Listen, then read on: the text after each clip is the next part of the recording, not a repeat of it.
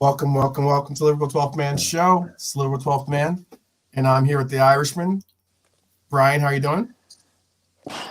Worse than yesterday? Better? I don't know. Oh, Still, goodness. Oh, goodness. Okay. still recovering. Well, Still recuperating. recovering, exactly.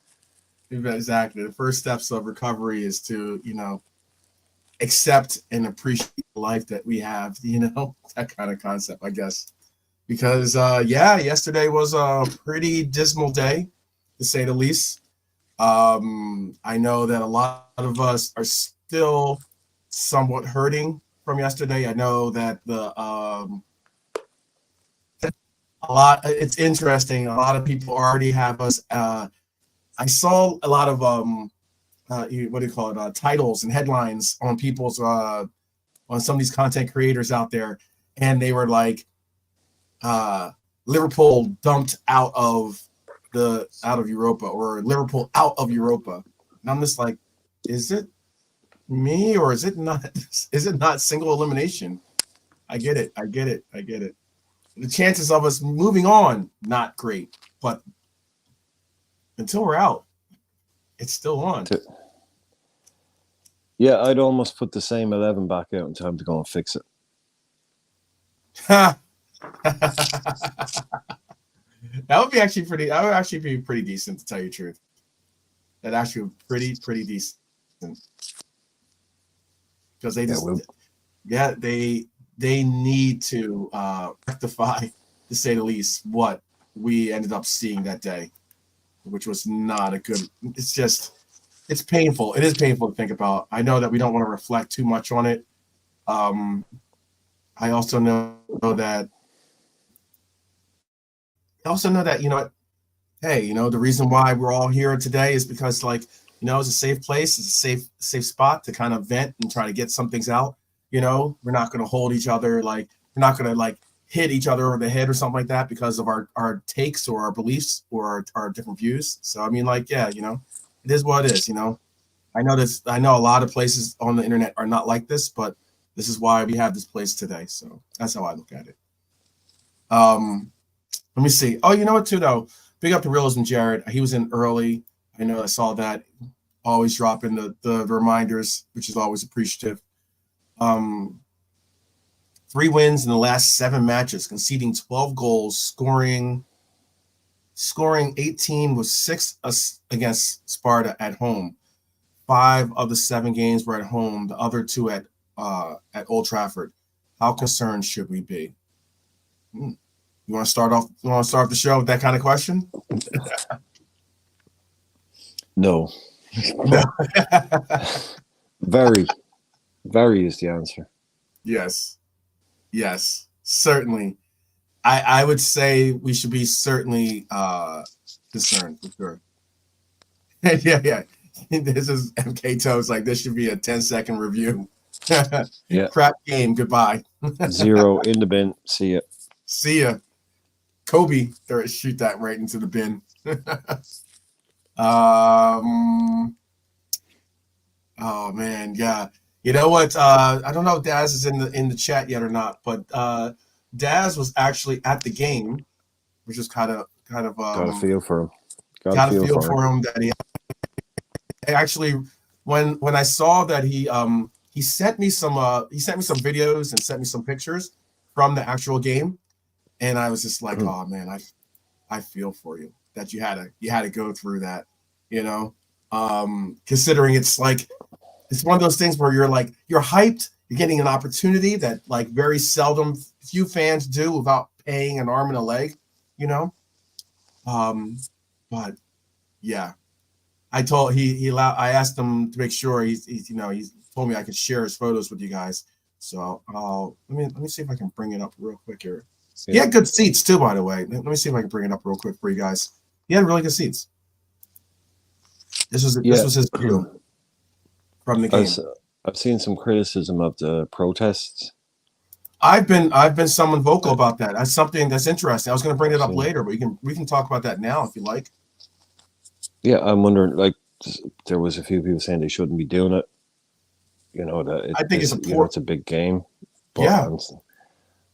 I don't know. It's like the fans got a right to protest, and if they want to make the protest noticed, then there's no point doing an under 10s five-a-side game. So they're going to pick a You know, big game to do it. So you got to do it I when it's get that. visible. I get So it. I get it. But then, I mean, like, are you really willing? Look, this is what this is something, I know this might be controversial. At least it might be I might get, bombasted with lots of criticism because of my take here. But this is just me being like, just looking at it from a little bit of a further out perspective of someone that doesn't even get to go to the games, would love to go to the games. Despite it. And I mean, like, you know why too? Because I know what prices cost for tickets. I understand that it is expensive to go to Anfield. No doubt about it. Come to America. Try going to a football game here. I mean, an NFL game. Try going to Sophie Field in LA. Try getting a ticket to Yankee Stadium.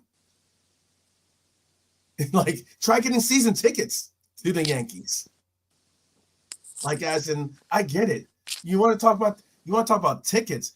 If you're a Knicks fan or a Lakers fan, yo, it is not cool to say anything about your bank account hurting because you just don't. but it's But I'm gonna land this. I'm gonna land it. Let me land it. Let me land. Sorry. This is where I was gonna land.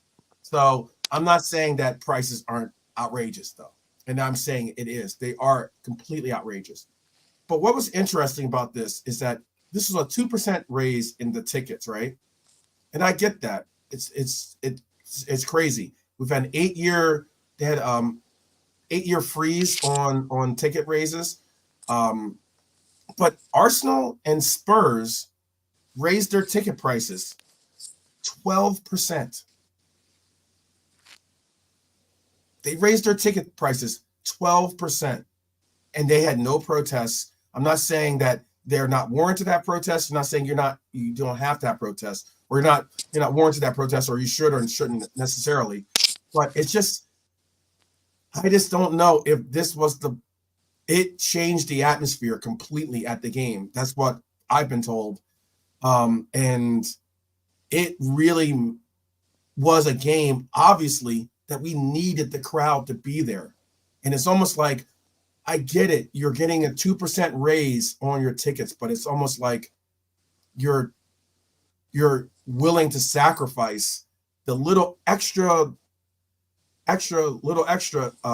incentive, or not incentive, extra push that could possibly get this club over the line.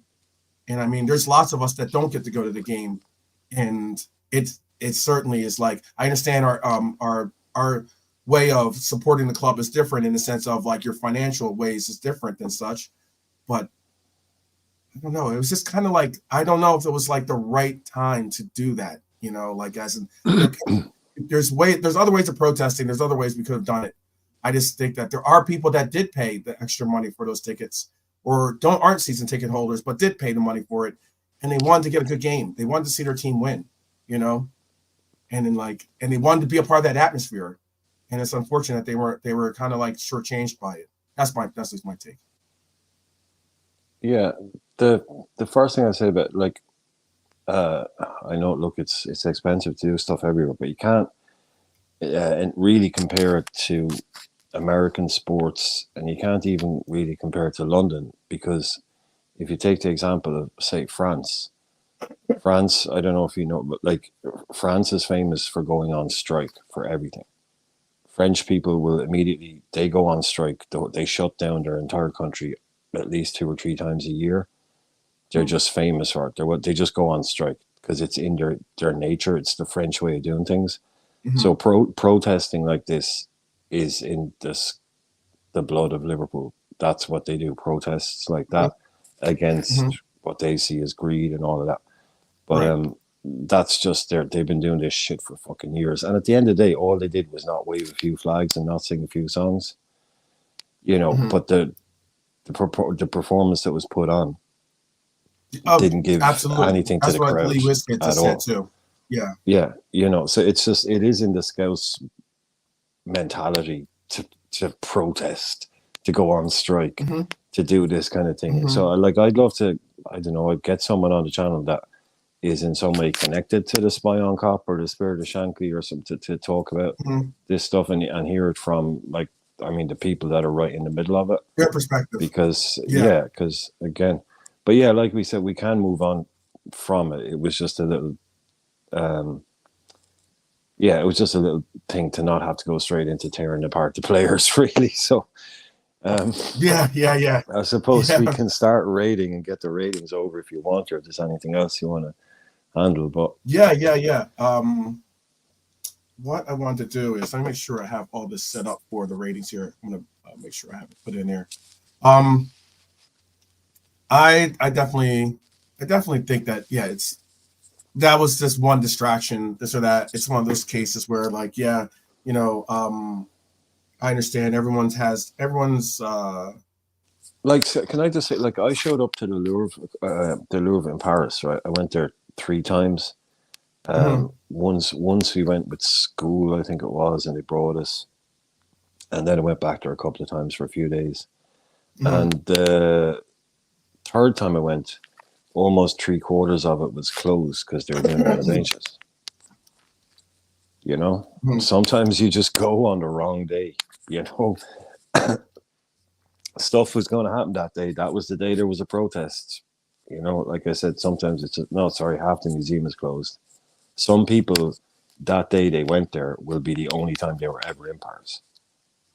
And they didn't get to see half of it because it was closed, because that was going on that day. And there was another, even the first time I was there, some of it was even closed for shooting. You know what I mean? But I mean film shooting, not shooting. Yeah. So sometimes you can just show up on there, and like I say, I got to go back again. But there was definitely the American tourists and Japanese tourists that was the only time they were ever going to get to go there.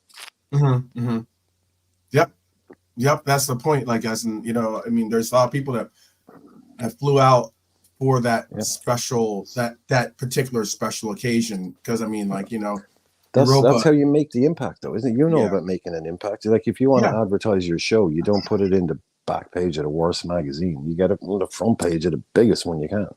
That's how you get your message. That's why we're talking about it. It's the only reason people are talking about it. No, you're right about that. But it would be really cool, actually, the ratings to find someone on Twitter, maybe. It would be really cool, actually. Too. Sorry, just if we did, it would be really cool, just maybe find someone on Twitter that is actually in that kind of Spy on Cop. We might have a look around and see if they're interested in coming on and talking about that. That'd be cool, wouldn't it? Let's investigate that. I'm down with that for sure. I was also going to say, real quick, to the chat and to Brian as well.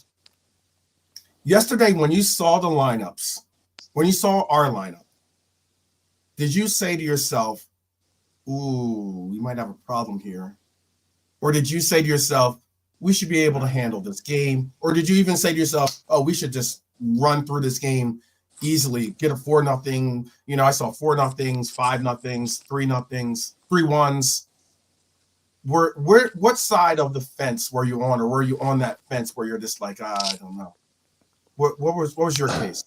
Well, we did a short little show yesterday. I don't know if anyone saw it. It was just a little thing. And at the beginning of that, when the team came out, we were generally kind of happy. But I said at the start, I said a half an hour before the game started, I do not like that front three. I didn't like it. I thought it looked weak. I thought it looked like firing blanks before it even went on the pitch. Right. I was relatively happy with the midfield, relatively happy with the defense. Yeah, no problems with that. But I think I said something along the lines of, because we were on for an hour before the game. So the more I thought about it, the more we talked about it, I was like, yeah, I really just don't see Gakpo and Elliott and Nunes doing the business for us. And unfortunately, the one time you're proved wrong, or one time you're proved right 20 times, it's that, we were toothless. I was happy. It looked good on paper. I thought it just about enough. But I just thought that front three, we might need to bring someone on, maybe, but I didn't see it going that bad. Yeah. So who, for instance, I see roll me up one fat boy. Wait, I always get that wrong. Roll me one up, fat boy. I got it. Big up, by the way. Simicast, Cody, Harvey playing right side winger. Come on, man. Yeah.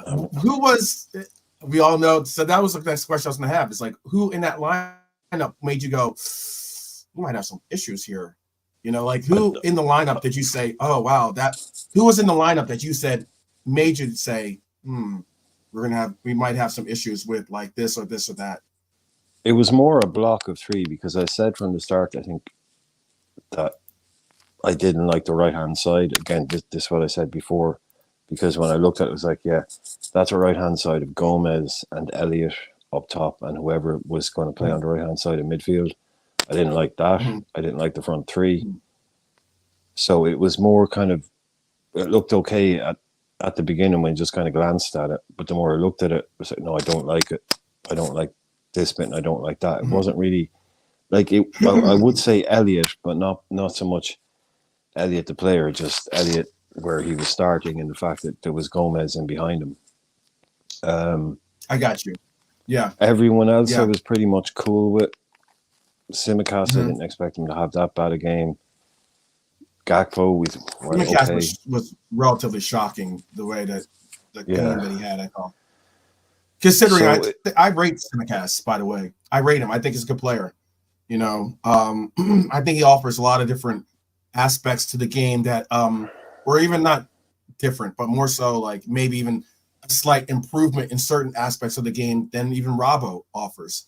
But I like Simicast's crossing immensely.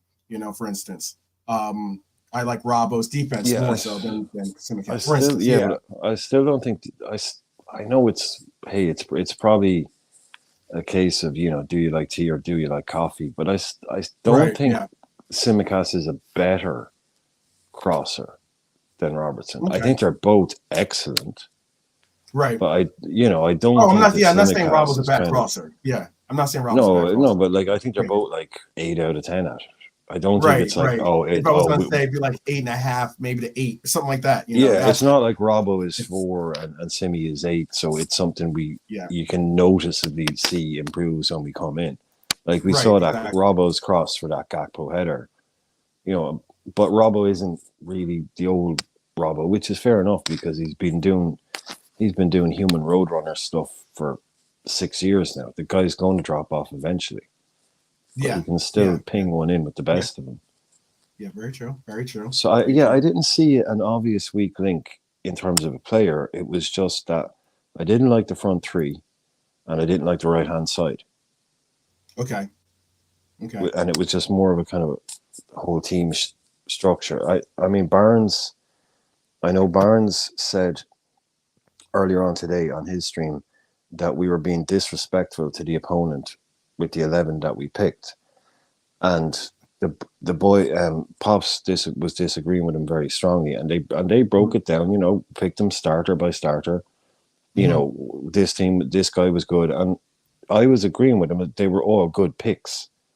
Individually, they were all solid picks, but to me, it was when you just drew a line across the three and then down the right hand side. That actually makes L for lose, by the way. But no, I didn't like it.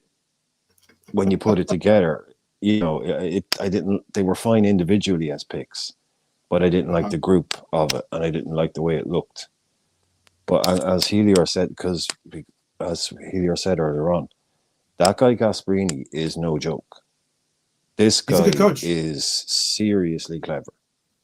Yeah, he's 66 now, but he's just as sharp as any of these guys. And he didn't do it at the big clubs because he's one of those guys that probably asks players to do mad stuff.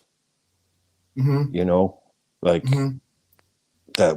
big players wouldn't normally do, working hard and just God knows what he does. This guy is like a Bielsa type of thing. I don't know, ask someone who really understands him.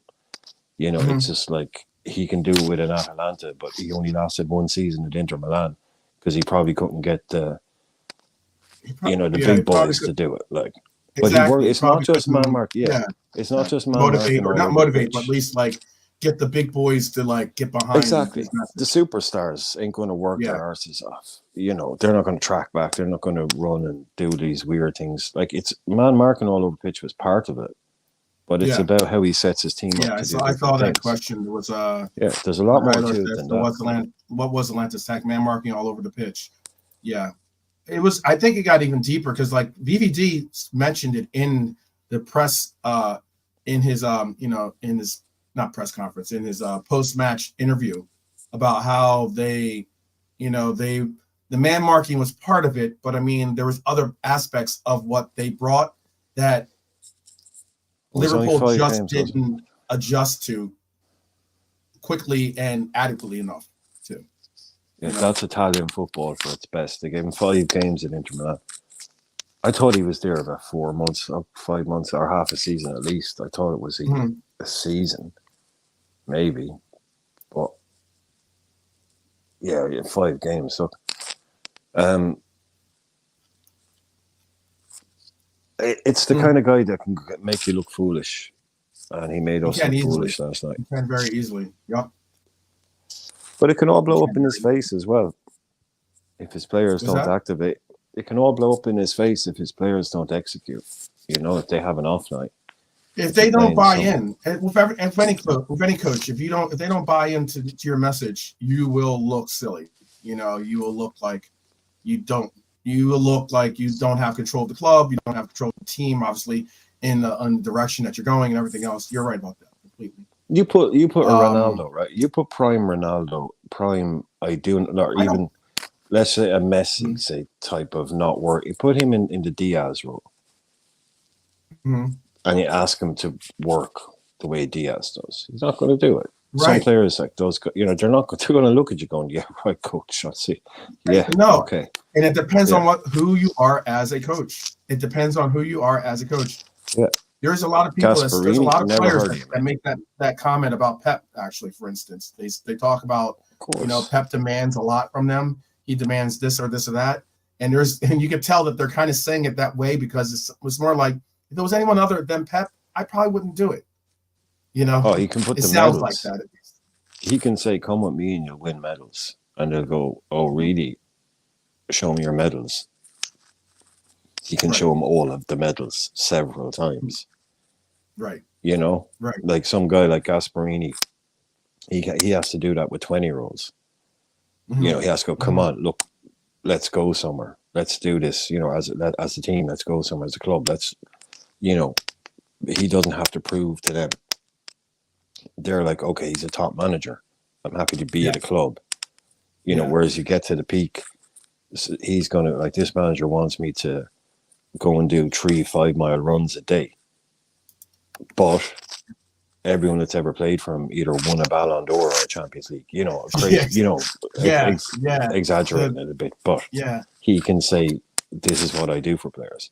Whereas, like, I don't know, Graham Potter is asking somebody to do it. It's like, you got to prove to me that this is going to work, and it works. right, We've seen it. It's not right. that difficult. The psychology, like player psychology, is pretty simplistic sometimes. No, I get what you're saying. I definitely get what you're saying. 19 shots. Um, yeah, yeah, yeah.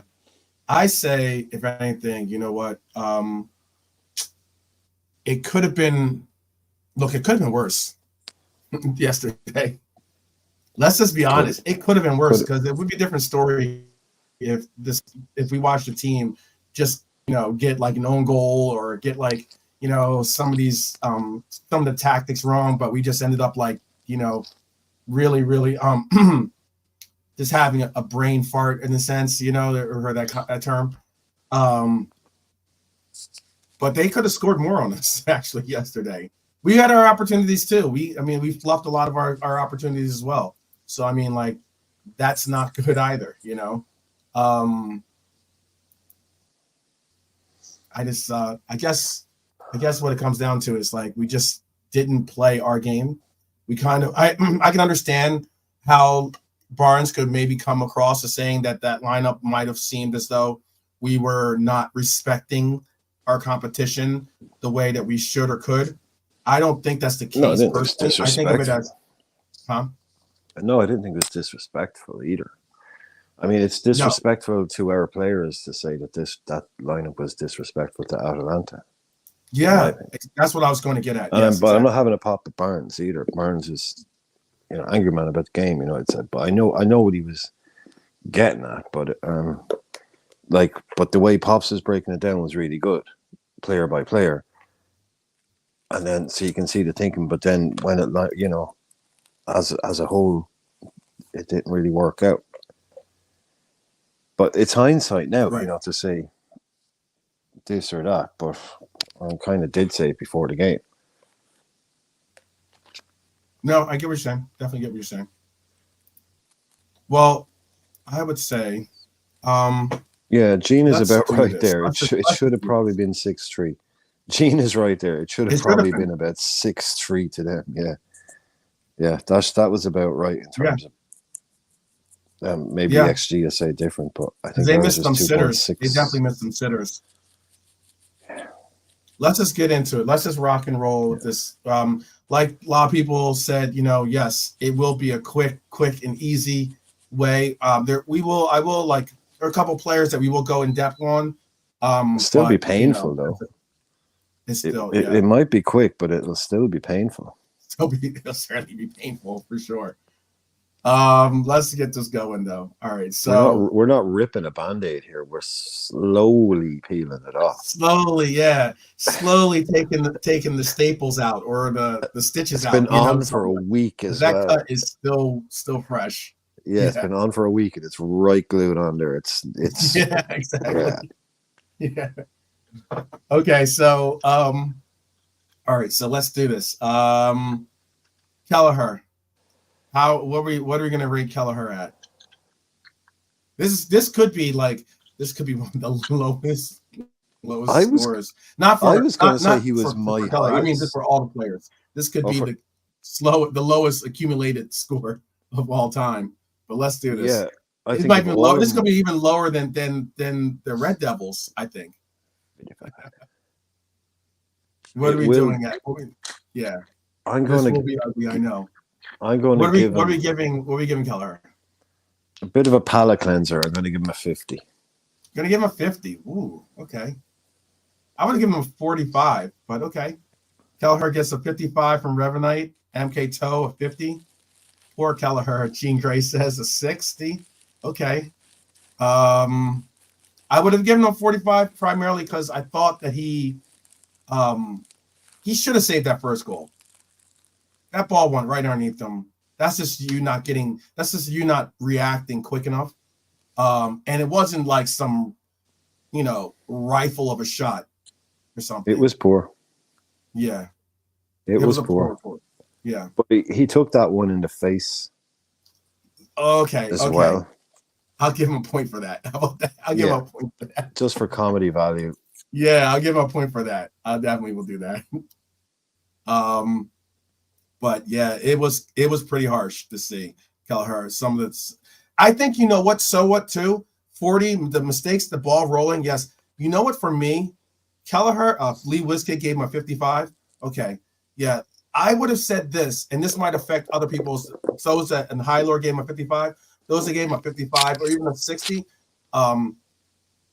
It was the mistakes, albeit they're bad. They shouldn't. The first goal shouldn't have possibly happened. But all the same, he did make some good saves. It was his distribution of the ball that really, really hurt me. There were clips that they showed on some of the replays, and they were showing like his distribution, trying to initiate the attack, and it was woeful. Like it made me like really, really say what is going on. I think the game was getting in his head. You know what I mean? And that's the problem with being a goalkeeper sometimes, is that you get like so wrapped up in, oh, I should have made that one save and I didn't. And then sometimes you can't get over that hurdle. You're still stuck on that page one because you put your team in a hole already. Well, You know what I mean? sometimes that's the best thing about being a goalkeeper, is because when you make a mistake, 15 seconds later, you can have another shot straight at you and you get a chance to make up for it. Yeah. You know, that's the life of a goalkeeper. You know, you can just make the worst mistake in your life, and literally 30 seconds later, you can pull off an absolute worldly save. Right. Because you're in a game. The shot you don't get to sit down and, you know, ruminate on it for 30 minutes. The game is still going. So he that's why I'm putting him at 50 is because the boys are saying he did that. But I know I saw Hyler's comment. Yeah, he said don't forget that they Atalanta were pressed doing high madman. from the get-go, which forced Kelleher many times to play those long balls. We simply couldn't cope with Atlanta's high press. I get that, but still all the same, like you just have to be quicker with the sense of I get the high press, but it's not like we didn't have resources for him to utilize to be outlets to get through that press. You know what I mean? Like it'd be one thing if Curtis wasn't there or you didn't have Maka. You're probably not going to go to Endo as being a resource to try to get you out of the press. But like, you know, Gomez or Simicast, like those are options. Even if you were to go to VVD or go to Konate, it could have been resource. Just didn't do it for me. So I'm going to say 46. How about for Simicast? Again, his rating is going to be even lower. Wow, this is going to be so painful. If I gave him 46, you know where I'm going with Simicast's play, because there's a reason why, as Brian said in the watch along, there's a reason why VVD was angry in that game. He looked like he was in some kind of simulation, and it was all going wrong. Yeah, exactly. Lee Wiskett said 20 for finding Anfield. Oh man. If you didn't laugh, you would cry. I might be starting to cry actually, because how hard I'm laughing. I'm going to give him a 15. A 15. Wow, I've never even heard that number in this reading before. 15. Yeah. 45 from MK Toe, a 20 from Lee, a 30 from Hyler. Let the tears flow, bro. I got you on that one. Can we give minus? Can we give minus scores? Yeah, right. Can you get a negative? Can we get? Oh my goodness! I might be throwing in a minus later on. Yeah. Oh my goodness. How about I know it? All right. So yeah, 5 from Revenite. Dang, there we go. Simicast got a 35 from Jean Grey. She's being polite and nice. I saw Hyler gave him a 30. Let's see.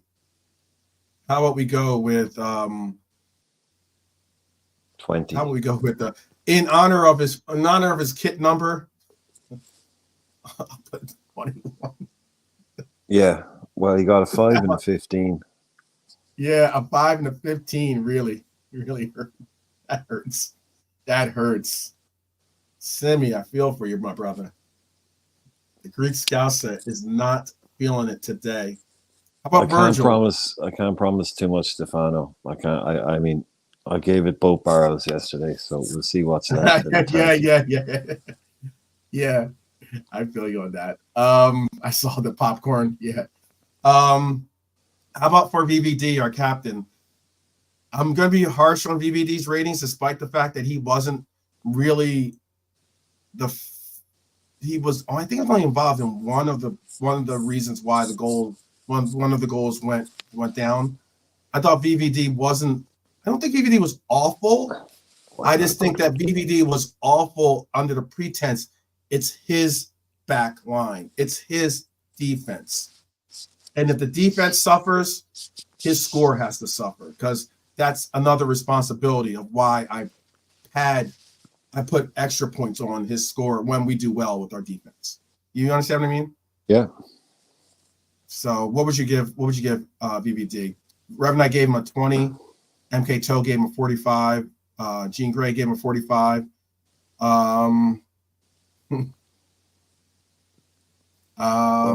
Catcher 30. gave Simicast a 10. That's funny. Van Dyke got a 47 from Hylor, 30 from Lee. Yeah. Chris says the captain. There was no captain on the pitch today or yesterday. It's true. Exactly. Chris is after stealing my joke there. This is a good one. The captain was not a captain. He was just a sailor. You gotta let me come in here. Yeah. Go ahead. Yeah. So I got a great joke. This is brilliant, right? Let's do it. Let's hear it. You gotta let me do it, man. Yeah, do it. Okay, right. VVD, ? More like MIA. What do you think? Okay. You don't get that I get it. Man. You don't get that kind of comedy everywhere. Come on. That is dad joke. You don't get that kind of comedy everywhere. That is dad joking at its best. Give him a 20. Give him a 20. Yeah. A 20. 5 for the joke. So does he get lower than Simicast? You want to give him lower than Simicast? No, I gave Simicast 15. Oh, well, yeah, that's true. That's true. I'm going to give VVD. Obviously, MK Toe was a typo. They meant 500. Yeah. MIA. I'm gonna give MIA a 22. How about that? I can't give him I thought Simicast was the worst on the pitch. No, he wasn't. We'll get to that. You're okay. Yeah, I know you don't. I know you have another candidate for that, but just to be above Simicast, yes, that's how I'm gonna do it. You got it. That's how I'm gonna rate it there. Oh, I have I have him above Simi as well. Yeah. But the whole defense, like I was saying, the whole defense is getting, there's no one getting over a 30. You'll see it in the pictures of the goals where the guys are. You can see just a Atalanta player in the box on his own without a Liverpool player within 10 yards of him. That's on all. Yeah. You know, it's unforgivable. Some of what was going on. So any of them to even get into they get 10% for showing up. Yeah, totally.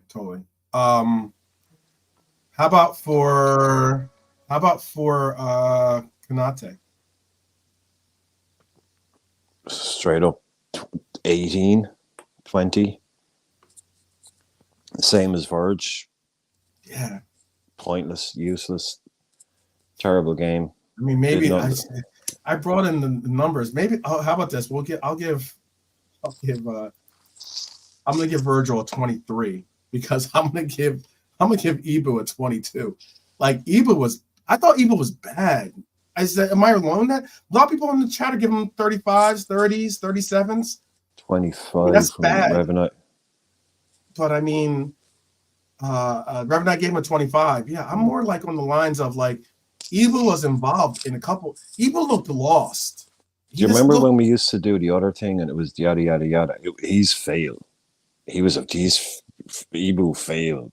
Yeah. Completely. Yeah. Like, yeah.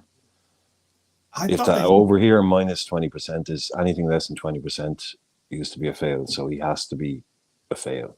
So yeah, he has to be a certain fail. I can't keep bumping him up. I know he's going down. Chris Angel said BVD can't have Jordan's number. That's funny. Oh man. Who's overrating VVD, Rev? I'm not. How's giving him a 23? I gave him a You gave him a 15.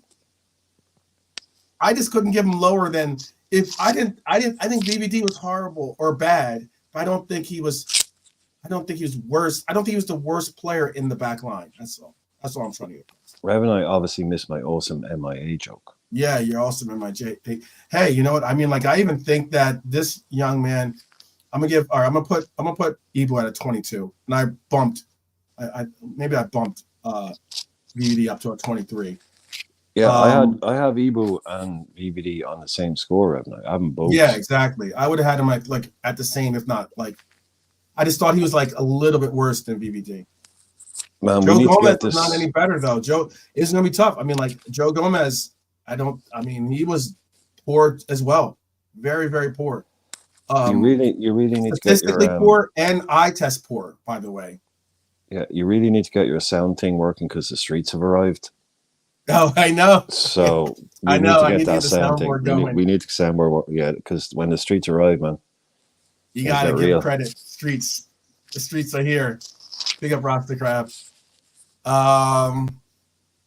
Yeah, Joe Gomez for me was very, very poor. Very, very poor. What I are you hear you, gonna Rev. do? What would you give Joe Gomez? I'll let you go first.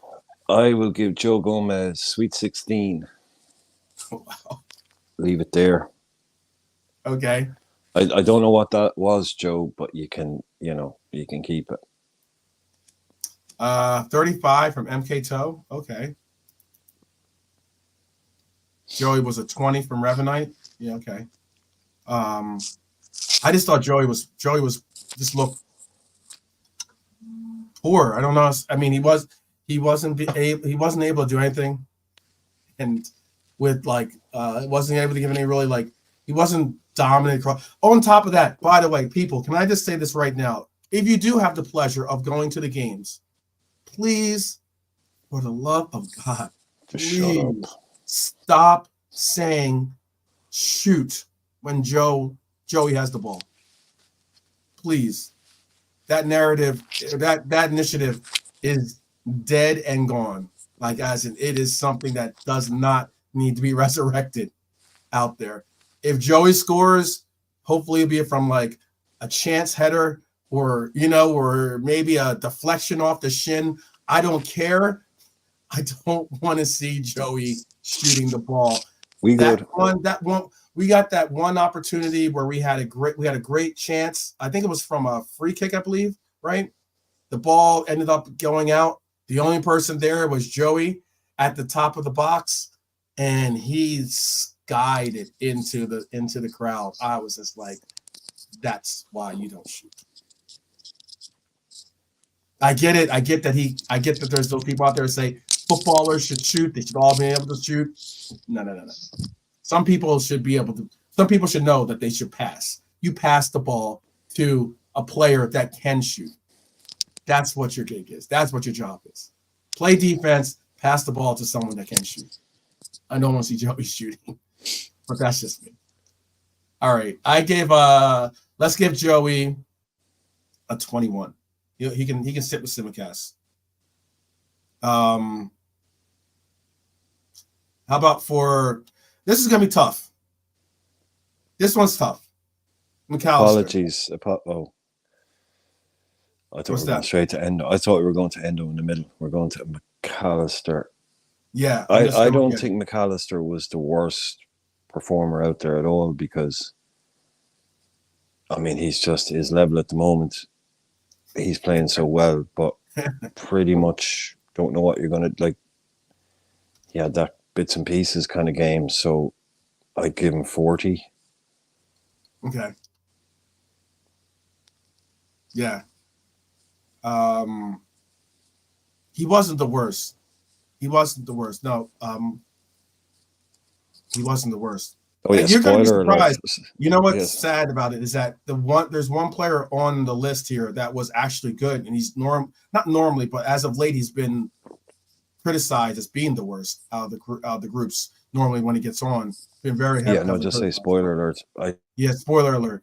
But McAllister wasn't the best on the pitch, but he wasn't the worst. Certainly more so the best of the worst, I guess you could say. Yeah. Mac gets a 50 from Jean Grey, a 50 from Stefano, a 50 from Lee Wizkid, 49 from. You can see everyone clearly thinks. You can see everyone clearly thinks he was the best player. He's getting scores way ahead of everybody. Yeah. Everyone is generally on any stream I've seen. Everyone's like, oh, blah blah blah, but McAllister was okay, or everyone was shit, but McAllister wasn't that bad. Right. You know, he was so obviously the best player we had yesterday, and it was just depressing to watch still.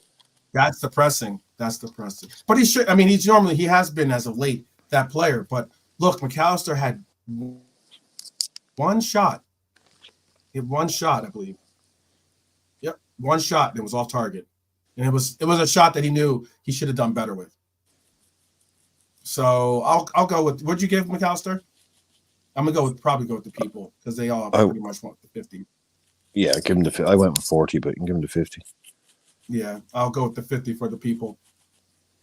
How about for Endo? Another individual that I'm very high on, but Endo had a poor game, man. He looked like maybe that injury that he had is a little bit, has like, knocked his game down a little bit, to the extent where he's just not able to do a lot of the things that he had like started to develop into being counted on. I thought he was bad though yesterday. I didn't think he was good at all.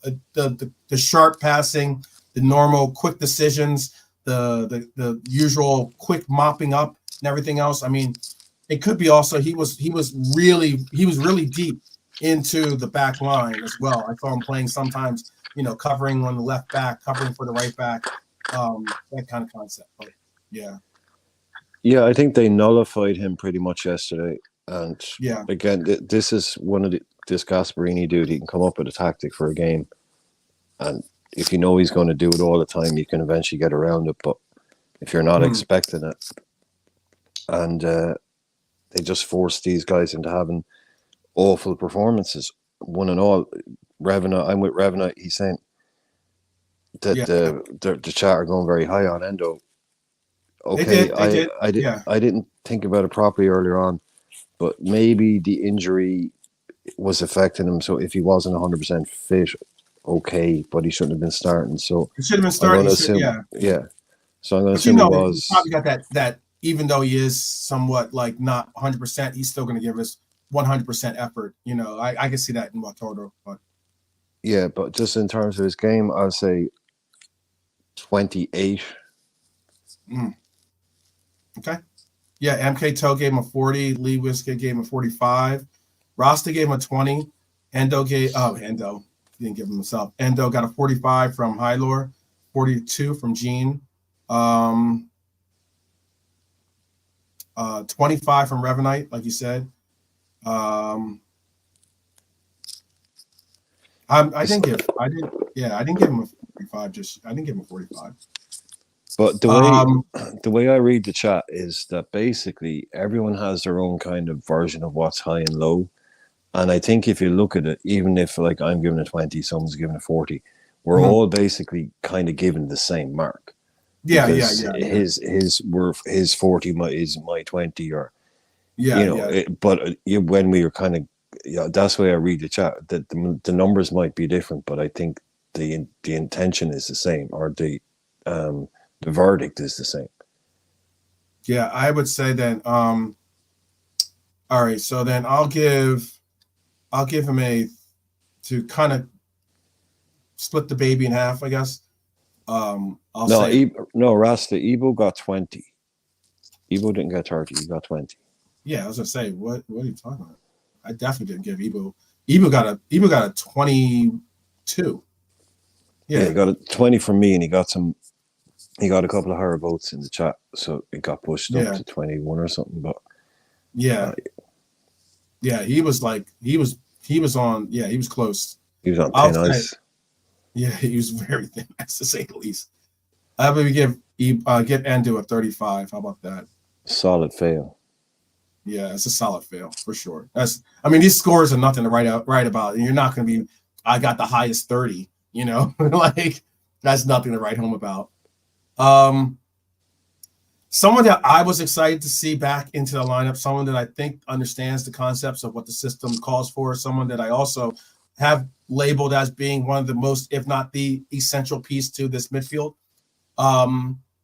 Curtis Jones does the hard work. Normally he's someone that is willing to contribute in any way that he's called upon. He gives that kind of Ginny performances, or Ginny role, at least in his current status.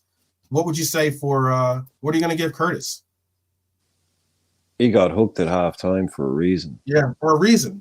Yeah, Drunk Vigo says Jones made one good pass in the first half. That's it. I'm giving him 15. Oh wow.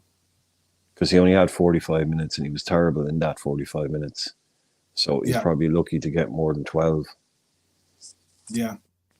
Revenite gave him a 35. Okay. He did get the ball taken from him twice. He just looked slow to react. I mean, he also looked like someone that is working his way back into form somewhat, you know? And it's difficult to work your way back into form in a game of this magnitude, you know? Yeah. Scores on the doors for last night, though. 15 for me. 15, okay. Jonesy got a 30, excuse me, from Jean Grey. Revenite revised the score to a 30, okay. 25 from Lee Wizkid. And that's part of the problem as well, because he only played 45 minutes, so you can't give him a huge score either. It's not going to be a huge score. Yeah. It's not going to be a score.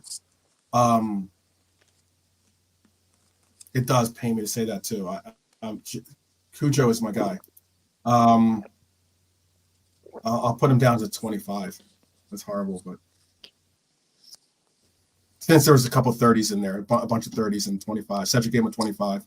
I know you gave him the 15, so I would have possibly given him like a little bit closer to 30, but your 15 definitely brings it down. All right, let's move on to this guy. Is the guy I thought actually he was the best of a bad bunch. He had a decent game, I think. I really do think he had a decent game.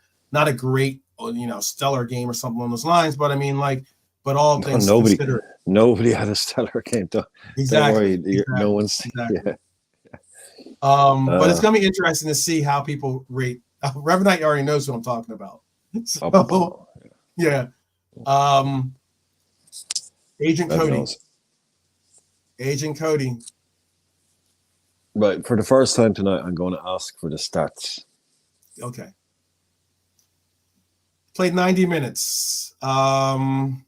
He had 1.37 XA, meaning expected assists. He had 64 touches, 5 out of 6 for his dribble attempts. He had 5 key passes. Keep in mind, he had, and this is what I wanted to say to people, the 2 opportunities that Diego had at headers that normally we all say Diego scores. You know who gave him the pass? Cody. Cody was the guy who gave him those passes. He played well in the first half. He had 5 key passes, like I said. He was 2 out of 3 for his crosses. Created 2 big chances, which are those 2. I think those are the 2 big chances probably that I just mentioned. 11 out of 15 for his ground duels. So the guy was working. 11 out of 15. That's good numbers, actually. 0 for 1 for our aerial duels. Our aerial duels yesterday was atrocious, by the way. Was fouled 4 times.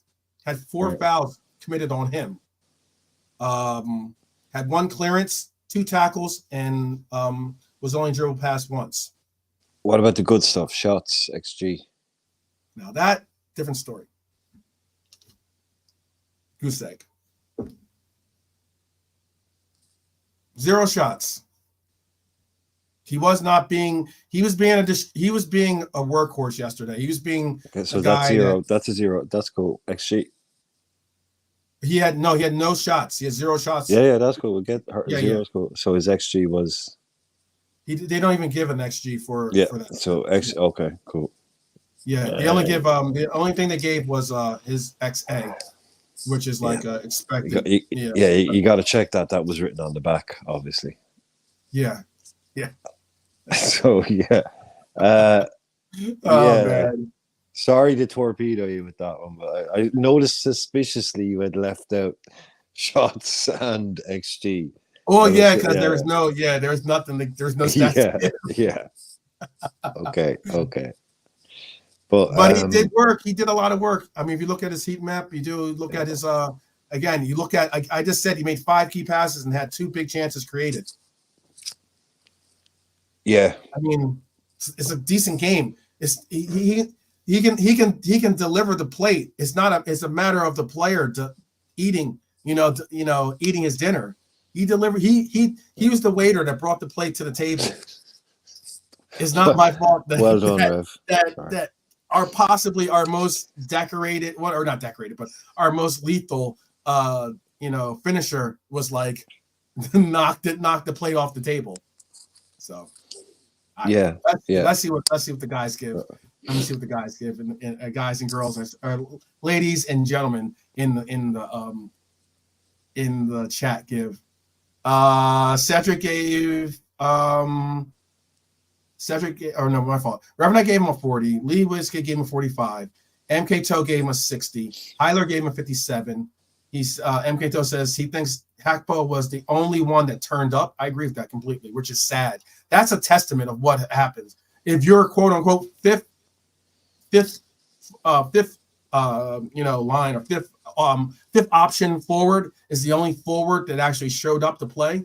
That's a concern. Cody was our best player in the first half. Looked like he wanted it yesterday. 55 from Gene Gray. Can we? It's me. He goes to 45. Okay, Reverend, big up. Akpo was probably man of the match when you look at stats alone. Okay. Yeah, rest your head, Lee. Rest your head, man. Yeah. We'll give you a headache any day of the week. You don't need us when you already have one. Rest your head, man. This is not this. This is definitely not aspirin. This is not aspirin for sure. Cedric gave him a 50 after hearing the stats. Yeah, I'm with you, Chris Angel. I just wanted can we not overpraise players for wanting to play and wanting to win? It's not. I mean, is that not a minimum kind of? Should they not want it? Is that not what they're born? Like it's.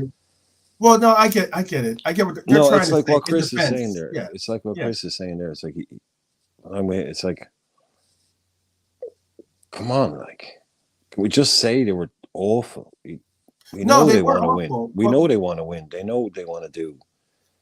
Like, sometimes players can get in their head, though. We can say that sometimes you can see a player kind of get in his head. He can kind of get into a rut, and he just kind of can't get out of it.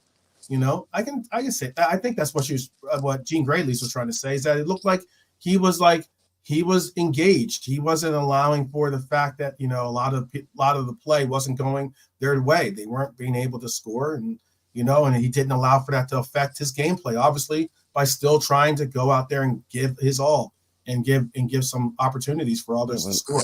He should have tried himself. Yeah, he cost 37 million quid. I get you. Well, let's. I know he did. MK Toe says he didn't give him an 80. I know exactly. What would you give him? What would you give him? What would you give him, Cody? Then what would you? I just say, right? Can you just say? I guarantee you, if we were to go to Chris Angel's house now, you would never. The one thing you ain't going to find there is a gold star. I would love to get a gold star from Chris. I don't know what his kids have to do, man. I bet they've got silver stars all over the place. But he's like, you ain't getting no. He's like, Dad, I just got. Are you kidding me? I'm 10. I'm 10. Gold star. He's got to go to the vault, the wall vault, and make sure no one's watching. He's like, Dad. I just learned Italian, and I'm 12 years old. Bronze. Why didn't you learn Latin? Seriously, man. Yeah. He is a G, man. He is a G. I'm trying to think. Wait, what was the highest rating we've given so far? Okay. Okay.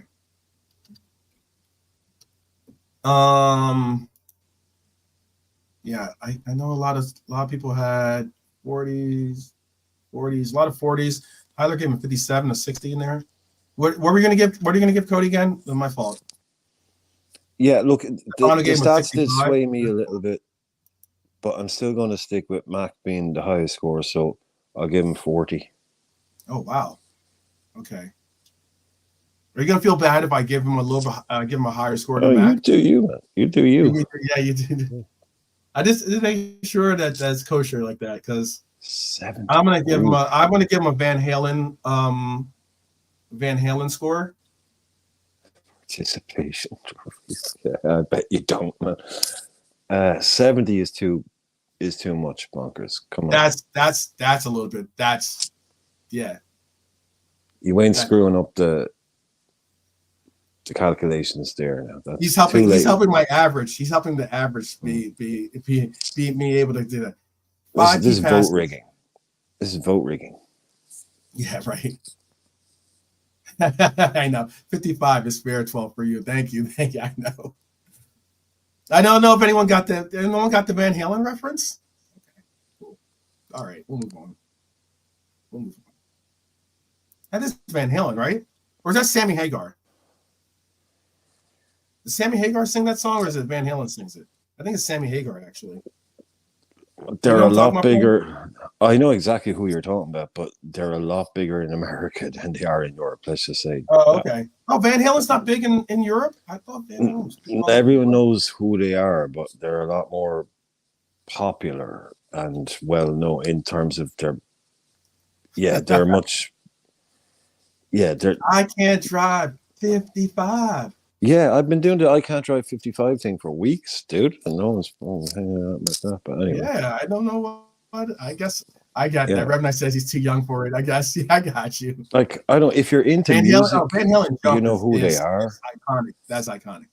But in England, they had their own versions of Van Halen. You know, it was only really the big hair metal bands. They were famous with the metalheads. If you're into music, you know who they are. But like they would let's like for every say 1 million albums that Van Halen would sell in America, they might sell maybe 100,000 in the UK. And this is David Lee Roth era, or is this peak across or Sammy Hagar era across the board? I mean, that's just in terms of Van Halen are an American. I mean, they over in England they have their own metal bands and all that. I got you. Yeah. It's only like the one that really broke in would have been Guns N' Roses out of them. Really, they were, you know. Yeah. Guns N' Roses was the one American band that really. Oh, come on. Van Halen versus you.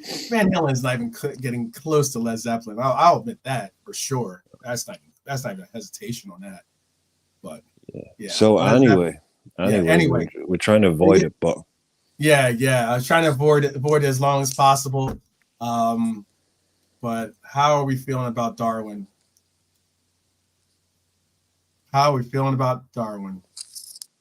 What do you think, lads, lassies, people in the chat? What are we going with this? Where are we going? We all know what I said yesterday. I said it all yesterday. I can't go. Wow, MK Toe.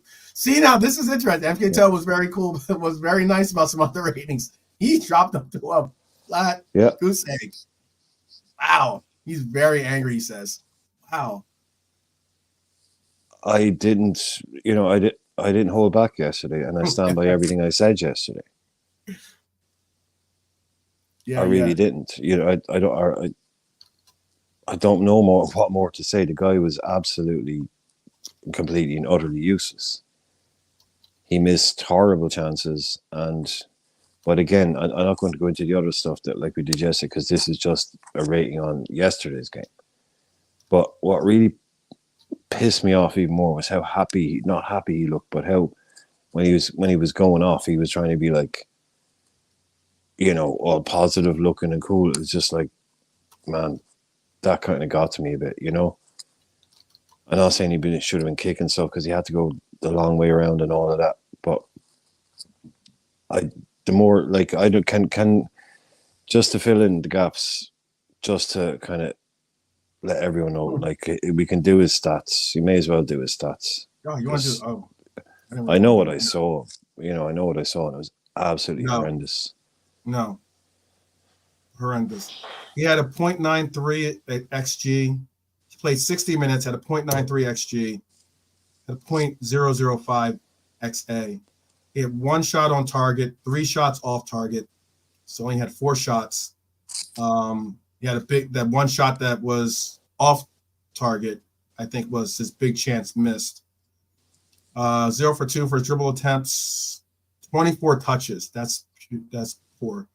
10 out of 12 for his passing, which is 83%. He had 1 key pass, 2 for 2 for crossing, 0 for 1 for long balls, 1 out of 3 for ground duels, 0 out of 5 for aerial duels. That hurts.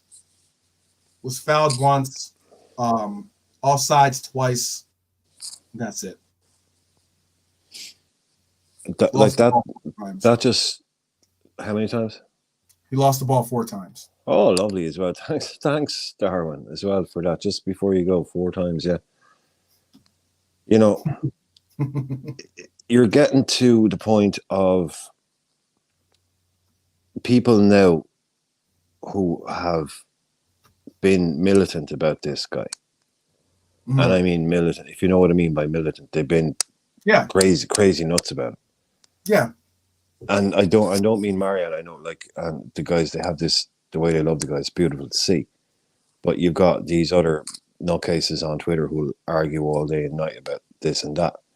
Even these kind of people are kind of going, well, maybe.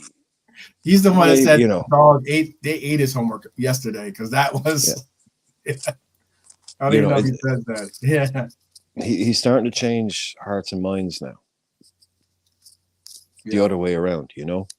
Yeah. You've got people who wanted it's to weird back him. because it was like, there was those that were on board from the very gate, but there were those that started to warm towards him more and more as the campaign went on this year.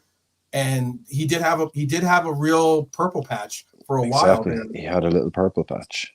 And then that's when a lot of people were like, he's really deadly and this and that. I know you brought up a statistic, that really punched people in the gut with him. And I don't want you to bring it up again. Don't bring it up. No, I won't. But yeah, it's been tough sledding for Darwin at the very, very moment.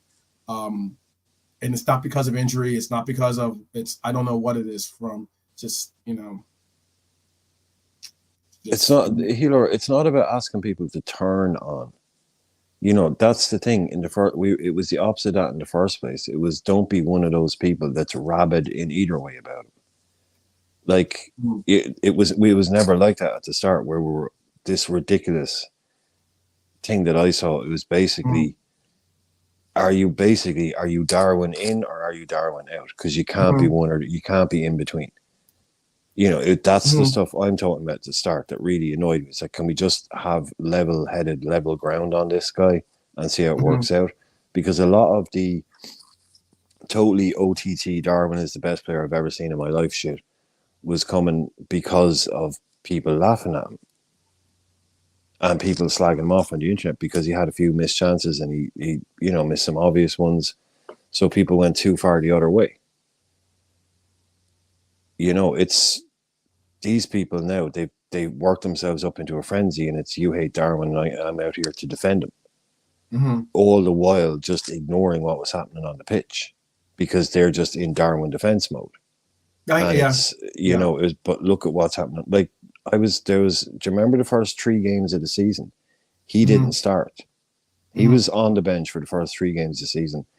And then he came on, I think it was the 4th game of the season against Newcastle.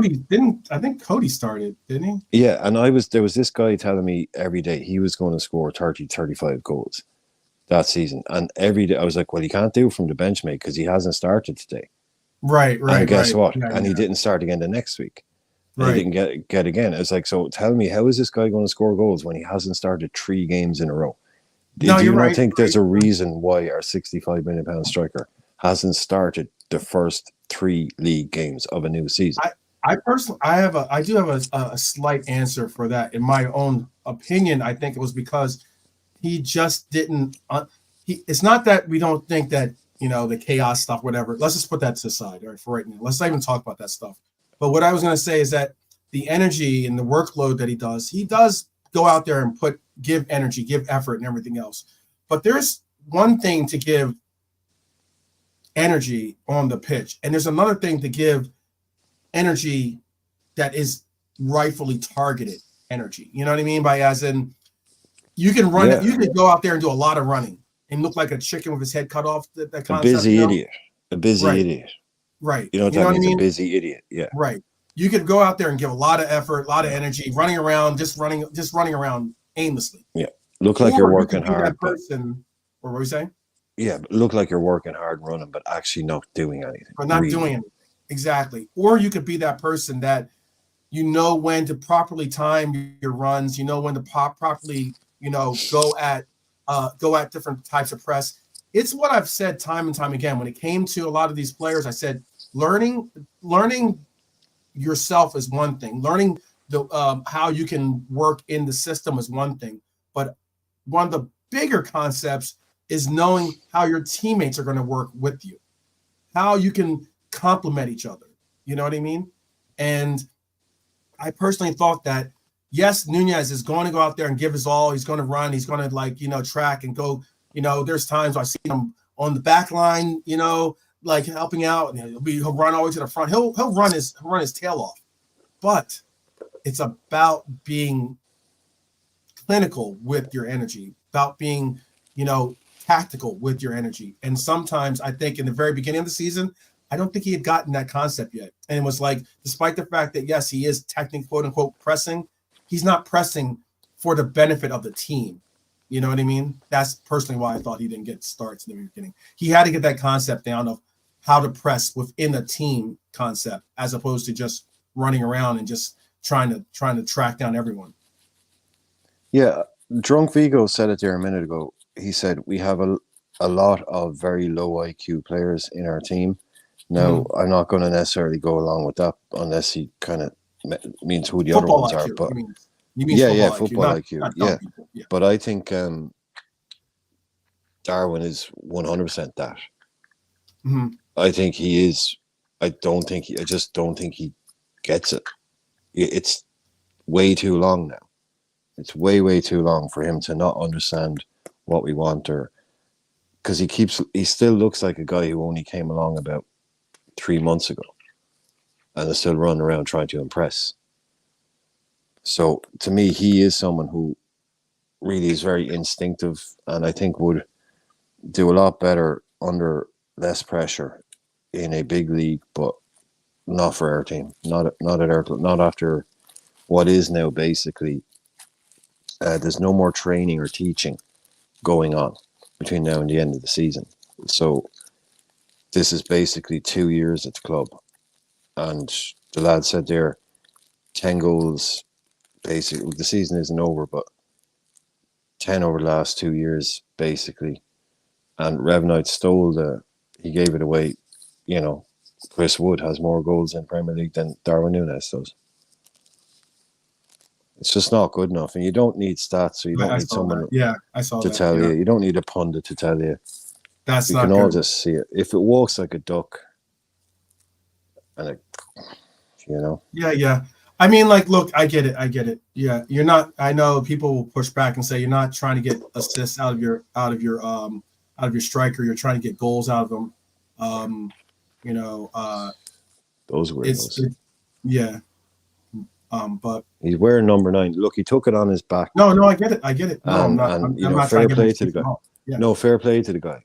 I'll never say never any hate, or it's just like sometimes just it don't work. He can go somewhere. He could go to Atletico Madrid and score 50 goals. Are you? I know. Shout out to Kopish.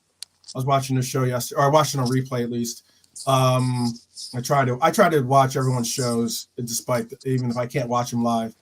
And he Cal made an argument that Nunez is not a striker. He is a left wing. No, he's not. He's a striker. He's not a left wing. He's a striker. He is absolutely 100% a striker. Yeah. You may try and convince me to some degree that he is a predominantly left-sided attacker, but even that I wouldn't agree with. In absolutely no way whatsoever is he a wide left forward, let alone a left winger, which I'm sure he didn't mean an old school winger. He probably meant like Mo on the left. He absolutely is not that. That guy is number 9. He's a striker. That's just who he is. So this idea that he's not doing well enough there, so let's move him. That's not what we bought him for. So that's just trying to say, oh, he's not this, he's that. No, Come on, you Well, can't. You'll what are you never going to get? I know your score is going to be shockingly low. So, like, what's it going to be for him? 0. Okay. Yeah, All 0. right. That definitely is going to affect the number, the final score for this for Darwizzy. What let me see what else everyone's saying too. Oh, everyone's getting into it with it. Give you some actually those are some of the updates on him. Let me see what the scores were for him. Yeah, anyone give any scores? I don't think anyone gave any scores for Darwizzy. Except for Jean Grey. I think she gave him a 25. Anyone else got some scores? You Revenant, guys got I some saw him scores get a for 0. your opportunity? He Because got we're a gonna 0 go. already. We got one left. Yeah, 15. Wow, that hurts. It's gonna hurt. What hurt? All right. 0 of 15. Jeez. Wow. I feel weird, but I'll have to put. We can maybe knock him down. 24. 0. 20. Oh wait. Okay, If if we're gonna do 0 is that, then I harsh got. enough, I'll give him a 5. I would I'll give only him a because you know what? 5. If you get, I can understand 0. I wouldn't mind giving him a 14, maybe. But I was gonna say if that's the case, then I got to give Simicast lower than what I gave him. That's all. But I'd have to give Kelleher and Simicast lower than what I gave them. But I'll give him a 14. I feel like that's I'm sorry. That's horrible. 14. Jesus. All right. All right. Harvey Elliott. What were we gonna give Harvey Elliott?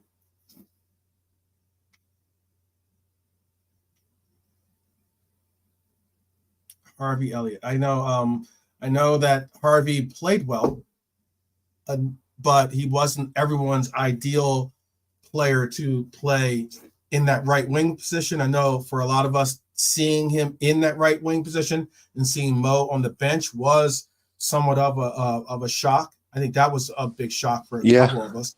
Definitely. I personally would have liked this. I would have done the sub differently than we're going to get to Klopp's rating eventually, but I would have done the sub differently when Klopp made the sub. I wouldn't have made Harvey the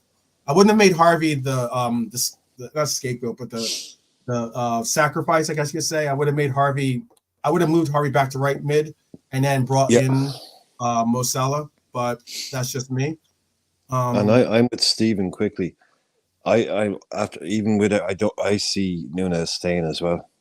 I don't see us selling him this summer. No chance. No, you don't. You wouldn't get back your money for him. So No, you're not going to sell him. They'll want the new manager to work with him, maybe, but yeah, they'll want him to figure something out for him to play. And on top of that, if it is the Portuguese manager that we're going to bring in, Portuguese league manager actually is, then Amarin, then maybe because of his style of play, maybe he can get something out of. Maybe he can conduct some type of resurgence in Nunez's play. We shall see. And being utilized in a different role and different mindset. But for Harvey, what are you going to give Harvey? Harvey got 30 from Revenite, 25 from Stefano. I don't know actually. 25 from Honesty.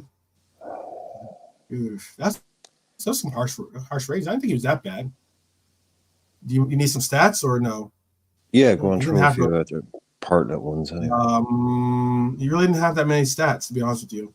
45 minutes played, because he only played 45 minutes, but had an XG of 0.002, had a 0.007 XA, but had one shot off target.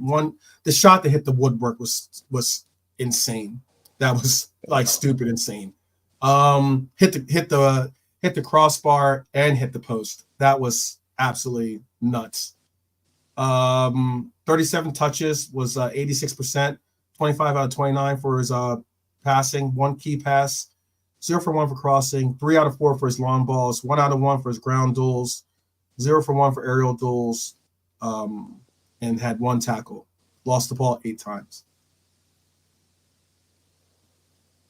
Yeah. Tyler gave him a 52. 45. 45? Yeah, okay. That's more like it. Okay.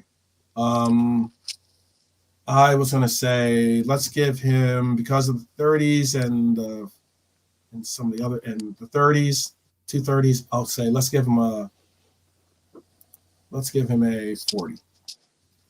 All right, let's get into these subs real quick. Because I know we all want to get into rating. Klopp is probably the biggest rating is going to be on here. Salah, what are you gonna put Salah at?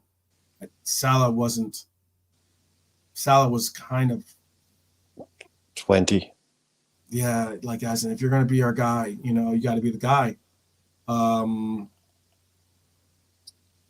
Pretty poor. 45 minutes played, one shot on target, one shot off target, one shot blocked. So he had 3 shots, so he had 19 touches,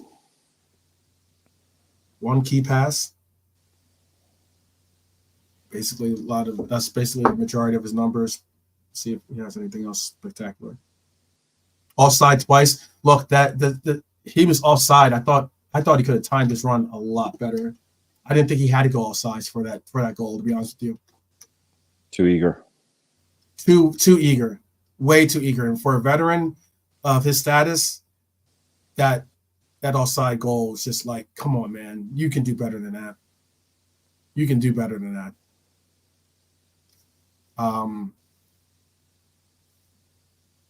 Yeah.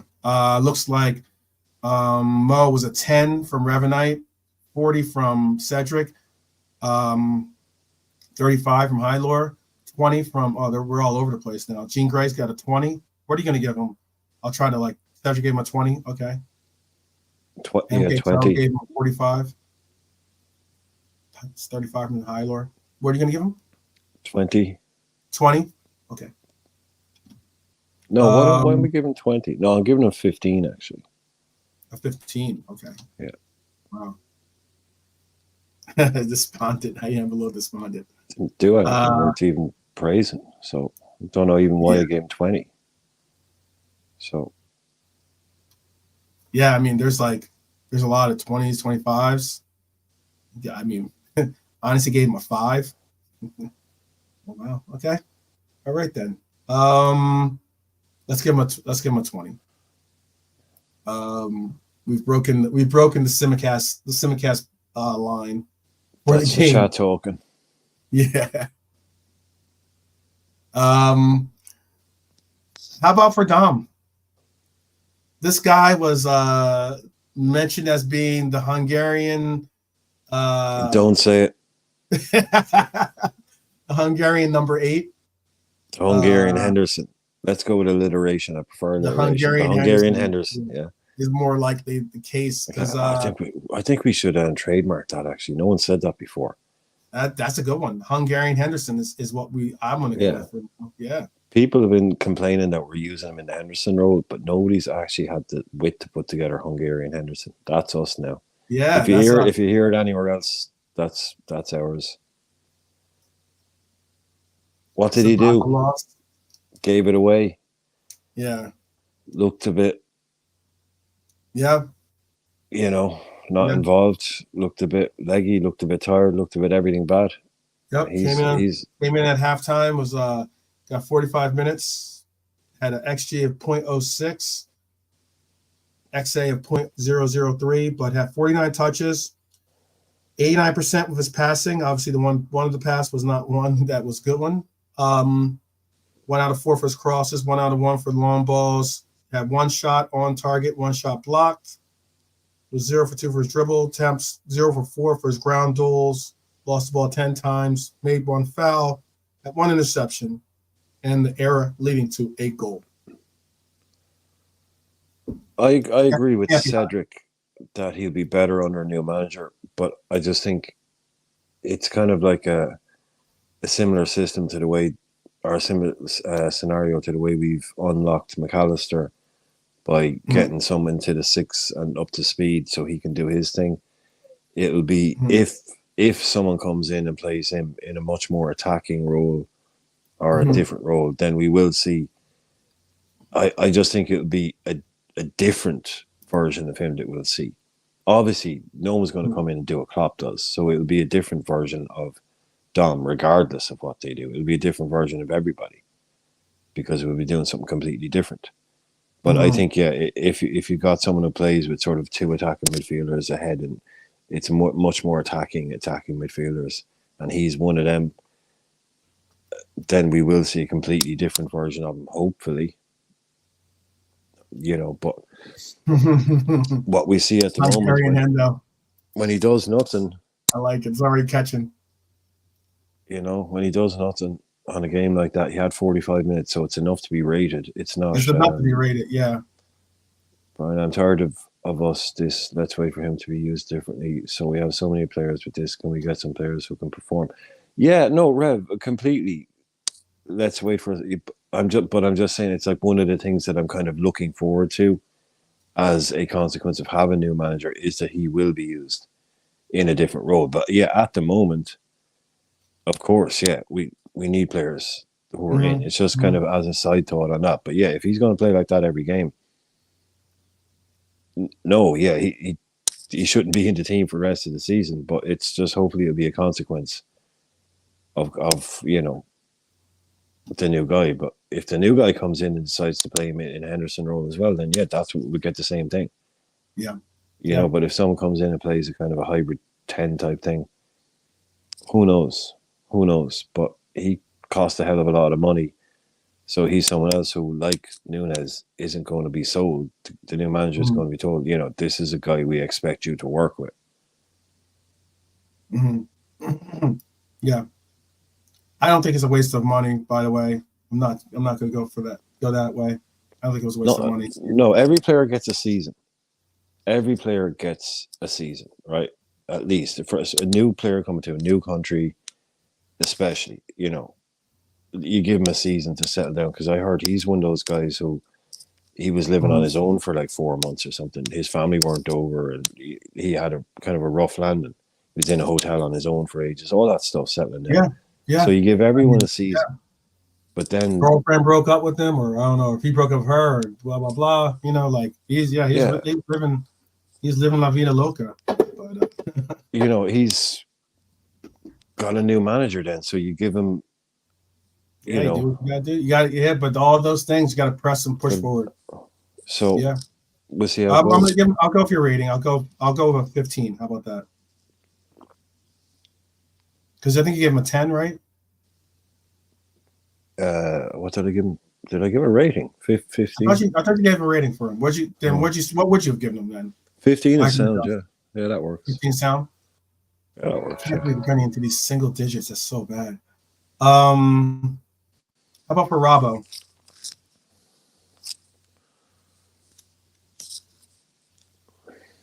I know. I got you. That'd be an MK Toast comment. That's what do we do? What do we do? What is he, Rashford? Robbo, minutes? You want to hear his numbers? Just minutes. He got in at basically halftime. So he had 45 minutes played. I was thinking he was one of the others. XG of 0.33. I didn't remember him taking a shot, to be honest with you. XA was 0.13. Yeah, how did he get? I don't know how he got a point XG of like 0.33. I don't remember him taking a shot, but 44 touches, 92% for his passing, 33 out of 36, 3 key passes, 3 out of 6 for his crossing, 1 out of 2 for long balls. He had 1 shot off target, 1 shot on target, excuse me, and he had a big chance missed. Robbo got a 40 out of from honesty. MK Toe gave him a 49. I'll give him a 28. 28. Okay. Yeah. Yeah. Stefano gave him a 35.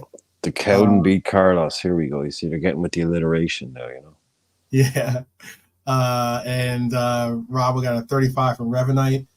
Let's go with a 30. How about that? Yeah. Robbo gets a 30. Jean Grey called it. Yep. Cedric 30. Yeah, I think 30 is fair. Lucho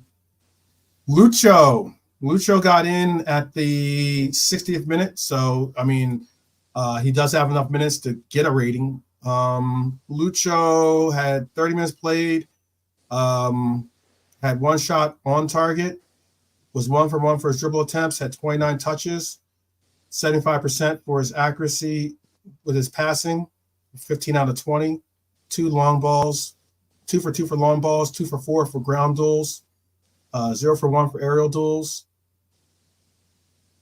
1 interception, was fouled once. Lucho gets a 30. Quoted a night last night from Chris Angel, by the way. What was that? Absolutely. I don't know if he's still in. I don't know if he's listening, if he's around, but I'll give it a minute. If he doesn't drop back in, his quote of the night on Diaz. But if not, I'll tell you what he said at the end of the show. Okay. Lucio got a 30 from Revenite, 30 from Honesty, 30 from Cedric. Rasta will remember what Chris said last night about just 2 words. Two words. Okay. 2 words. I don't know what it is. I don't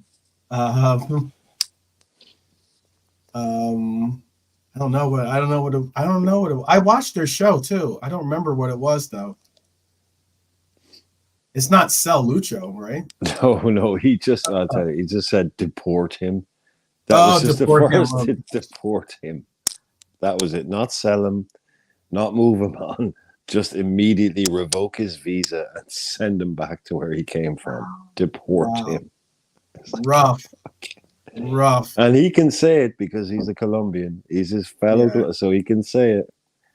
But it was just like, yeah, okay, no, we don't even care. We don't even want a transfer fee. Just out of the country. All right. I'm going to give Lucho a 33. A lot of 30s. I'm going with the chat for that one. A lot of 30s. If you want to vocalize your rating, go ahead. But what would you give him, Diaz?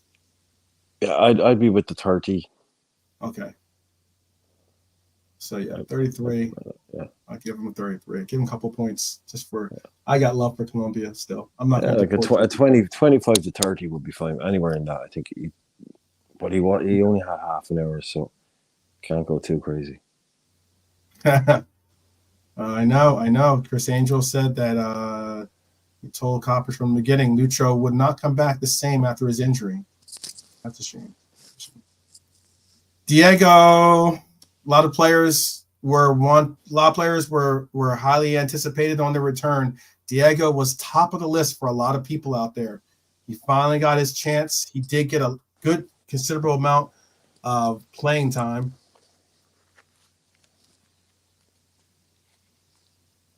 He made an impact as soon as he came on. He was ready to go, eager. For half a second, you thought maybe that was a penalty, but then you saw it was like it was a yard outside. But got into the game, had that header at the end. Was it a header? More like a face plant, but I got you. Yeah, exactly. More like a deflection. It's more like it's. Yeah. So, not a lot of time. 14 minutes. It's kind of close to that cutoff where like you might not want to rate him. It is. But I mean, he had one shot off target, one big chance missed, 13 touches, one key pass, 4 for 4 for ground duels, 2 for 2 for aerial duels. Was fouled twice. He had that big opportunity to almost give us a pen. I thought it was a pen for at first. When I literally saw it, I thought maybe he was in the box, but well, as you said, Gakpo created 2 chances, and who was on the end of him, so he was involved. Yeah, he was involved. Yep. So he was a little bit of a bright spark, I suppose, but hard to rate on that. Yeah, so I'll give him a 35 because it was such a small amount of minutes, but bad miss at the end. But it was but that maybe would have made it 3-1. Right. Yeah. So, it's not as if he missed some match-winning open goal chance or anything. It would have been a bit of a consolation job maybe, but definitely looked like a live wire and great to see him back. Yeah, it's good to see him back, period. I mean, like, I'm just happy to see him back, but he didn't Starting with look like he Palace. had this. I mean, his first touch was a foul. Was a foul that initially Yeah. almost got us an opportunity to get right back into, not completely back into the game, but at least get something in from the game. Oh, You know? great free kick in a great little area right on the edge of the box. Mm-hmm. You know, but start him if he's okay. He starts against Palace. Yeah. For me, I want him to start Okay. against Palace. Okay. So what are we giving him? So I'm trying to think. Let's see. Rasta Crab gave him a 45. Revenite gave him a 40. MK Toe gave him a 45. High Lord gave him a 55. What would you give him? Well, because Honestly, give him a 40. he was only on a few minutes, so He's only on for 14 minutes. Yep. yeah, I'd give him like 30. 30. Okay. I'll do a in between your score and the chat score. Primarily the chat score of like, because a lot of people give him like 45s and 40, 55s. so Yeah, 40 40s so. and 50. I'll give him a 40. I'll give him a 40. Yeah. Any more, like, come on, I gave Mac 40. Mac played most of the game. I can't Exactly. give, for playing 16 minutes, I have to take that into account. So this is it. What are we going to give to our departing gaffer? Well, I'd be really interested to know what the chat think on this, because I'm seeing wildly different stuff. Mm-hmm. Exactly. Look, right there you go. Revenite, Klopp 10. Drunk Yep. Vigo, Klopp 0. Yep. So, MK 20. Honesty 10. Revenite says abysmal. Revenite says ending the probably season with meant one 0. trophy, sadly. Klopp has been awful lately. Why would you say what would you say was, because I heard some reasoning behind why it's very interesting. I mean, like Klopp gets a lot of praise when he makes these tactical quote unquote changes, or he makes these, considerations with the actual lineups that he does with the changes during the game or even before the game.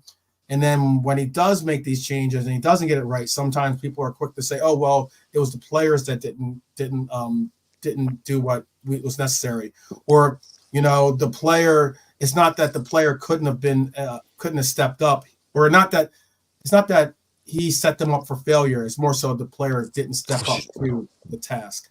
That's a very interesting way to put it. You just got to hold people accountable, and Jurgen's got to hold this one.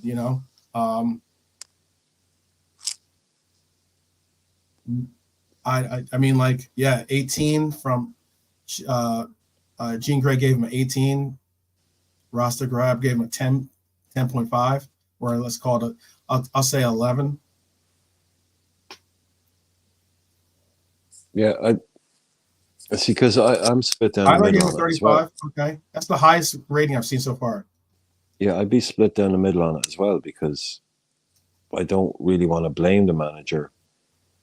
But at the same time, this is all a case of going to the well, him being here nearly 10 years. Mm-hmm. And as Ras is talking about, you can see that he's running on empty almost. Yeah. And then, also this whole, like I say, going to the well every time. Everyone knowing that he's leaving, and him being here for a long time and trying to motivate guys that have, come on, as much as you want to say it, have heard it all before. You could have the most motivational, inspirational manager in the world, but if you've heard his beginning of the year speech 8 times, you're sitting there and you can write it out yourself. Like the guy that's sitting beside you in the room, who's just joined, he's like, wow, this guy's really inspirational. And you're like, oh yeah, he is, but I've heard this speech like 6 times, man. I know, so it does wear off. It's not that it isn't good, but it wears off. And you that can lineup though, other than the back line and maybe the keeper, I guess you could say Curtis as well. But I mean, and Elliot, Curtis and Elliot. But I mean, there's some new names in that starting Oh lineup. yeah, sorry, the game yesterday. Yeah, so I'm just kind of talking about the whole Oh, you're season talking about, as okay, it I is. got you. Yeah, yeah, just sort of the whole squad. But yeah, that Yeah, yesterday thing as well. It's like I yeah. was also saying that Six there's changes. Six changes he made to the yeah lineup, to the normal starting lineup. Yep. the other point about it being that the new guys don't have that winning mentality from having done stuff. Mm-hmm. So it's kind of falling between the cracks a little bit. And the fact that I don't know, we might find out about this after how Sabozlai, Gravenberch, and McAllister felt when 5 months after joining the club to play for Klopp, they find out he's leaving. Mm-hmm. You know, Mm-hmm. a manager that they were kind of signing for, you would imagine. No, yeah, So, how did yeah, that affect their mentality? How did that make them feel? yeah. Coming in, getting signed by a manager, come play for me, come play at Liverpool, and then 2 weeks later, in the case of the guys that come in January, you find out, well, he's off actually. Mm-hmm. So that guy I you've did, always wanted yeah, to play for, he's actually yes, riding off into sunset in six yeah, months. yeah. That's one of those things where you're just like, oh, that's disappointing to see. And I was just gonna say yesterday, for me, the reason why I'm going to rate him low primarily is because we've given him a lot of praise about being able to make the adjustments in the second half. Look, we looked worse in the second half as opposed to better, in my opinion. I think we looked worse in the second half than better. And you could the reason why you could easily say that is because yes, we got scored on. We got scored on. The goal I thought that should have been saved by Kelleher got scored on in the 30th minute of the first half. But the second half, I just think he made the adjustments. He brought in the players that you think that are going to make the difference. Oh, he went big. He didn't He hold went back. big. You're He bringing did not in hold back. right, Big exactly. You're time. bringing in Dom. You're bringing in Salah. You're bringing in Robbo. Eventually you're bringing in Diaz, and then you've been bringing in all the subs came in that second half, and primarily they had minutes to work, so it wasn't like we didn't have minutes for them to get into the flow of the game. We had 3 subs at halftime or at the half, and we had Diaz and Diego later on, being our 2 of our more potent players on our forward line, and we got what we got. Yeah, you can see this is a team that's crying out for new ideas. It's just crying out for something fresh. It's just a new idea. I know Ross is gone. Ross and I me are know, on I the know, I know. Stefano's like someone unplugged Rasta's internet. But he was saying before that, Ross was saying he's ready for anyone new.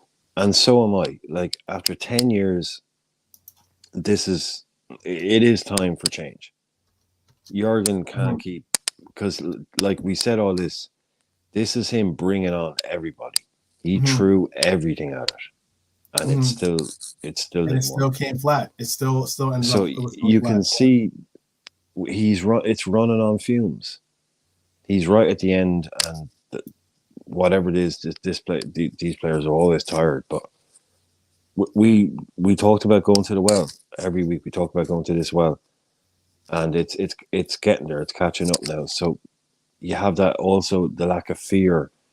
You can get motivated by a manager, but you need that fear as well that says to you, if you don't perform for this guy, he's going to be here next year and you'll be gone. Everyone now knows it doesn't matter if you don't please him, because he's gone. He's leaving. Right. So they've lost that little bit of money, and that's maybe subconscious. I'm not saying that they're going, ha ha ha, I don't have to work now because you're leaving. I'm not saying that. I'm just saying the subconscious mini motivators that make you think, I got to impress this guy because he's in charge of my career at Liverpool. Right. No, But no. now they know he's not. So, well, maybe I don't have to impress him 1,000,000%. No, I get what you're saying. Yeah. I hope that's not the case. Subconscious. I'm saying as professionals, I get subconscious. that. Yeah, as No, but I'm professionals, saying I hope that's it's not the the case. subconscious things. It's the subconscious things. Even they won't be thinking it.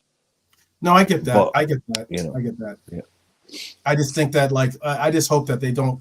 I just hope that they can continue to hold that aspect of saying let's the ones that have been with Klopp for as long as some of these players have been. I hope that they want to continue the pursuit of trying to give him the proper send off. And I think that the new names that possibly even joined the club as you were speaking of, um, uh, I hope that they can look at it as, you know what, we're despite the fact that these kinds of runs don't happen. You don't get to be in contention for a league title you don't go to semifinals every year. Should you want to? Absolutely, but I mean, like, you sometimes you can look at these things and things happen and you don't recognize the fact of, like, you got to make the most of the moment while you have it, because if anything, nothing is guaranteed for any of us. So, if you have this opportunity to win the title, give 110%. You're able to win this, I get it. Europa's not Champions League. It's still a title. It's still a guaranteed ticket to be able to play in Champions League. Go for it. Try to win it all. That's how I see it. And if your mindset isn't that mindset, then I don't think you have a Liverpool mindset, to be honest with you. In my opinion, at least my humble opinion, you got to want to win everything. Hopefully, we won't be relying on that to get to the Champions League. But yeah, it goes very quickly, like Rob is saying there. In the space of, if you're in for a quad, then 3 of those things are cup competitions. Mm-hmm. And when it gets to the business end of the season, within the space of a couple of weeks, you can very easily you can just lose 2 games and be out of 2 cup competitions, and you've gone from being in a quad into potentially a double, and the only other one is the league. Mm-hmm. That's how quickly that stuff can turn around. So it was always just, okay, let's wait and see. But this is where we are. I can see us really being in a league fight. Now, I don't want to say we go to Bergamo and we go 3-0 up. We get to extra time. We win on penalties. That will be very Liverpool. So I don't know what to do. No, you're right. No, I mean, I really don't know. That point is right. A fair robust for a Mickey Mouse Cup is going to be a joke. Look, all cups are appreciated by me. I don't care if it's Caribou Cup. I don't care if it's it could be I don't know. It could be the Community Shield. Like, as in, I want to win all silverware. Just keep adding silverware to that cabinet. That's my perspective. But yeah, look, Caribou Cup is important because of other different reasons, but you could also hold the fact of the Caribou Cup's important because it gets you under the mindset of, look, this is what we're here for, and that's to win silverware, and this is your first opportunity to win it. So, you make the most of it. Honesty says, what makes him laugh is the same fans that said, who cares for the Europa League, stressing out after the game I went and watched ABBA and preached. Yeah, okay. Yeah. I got you.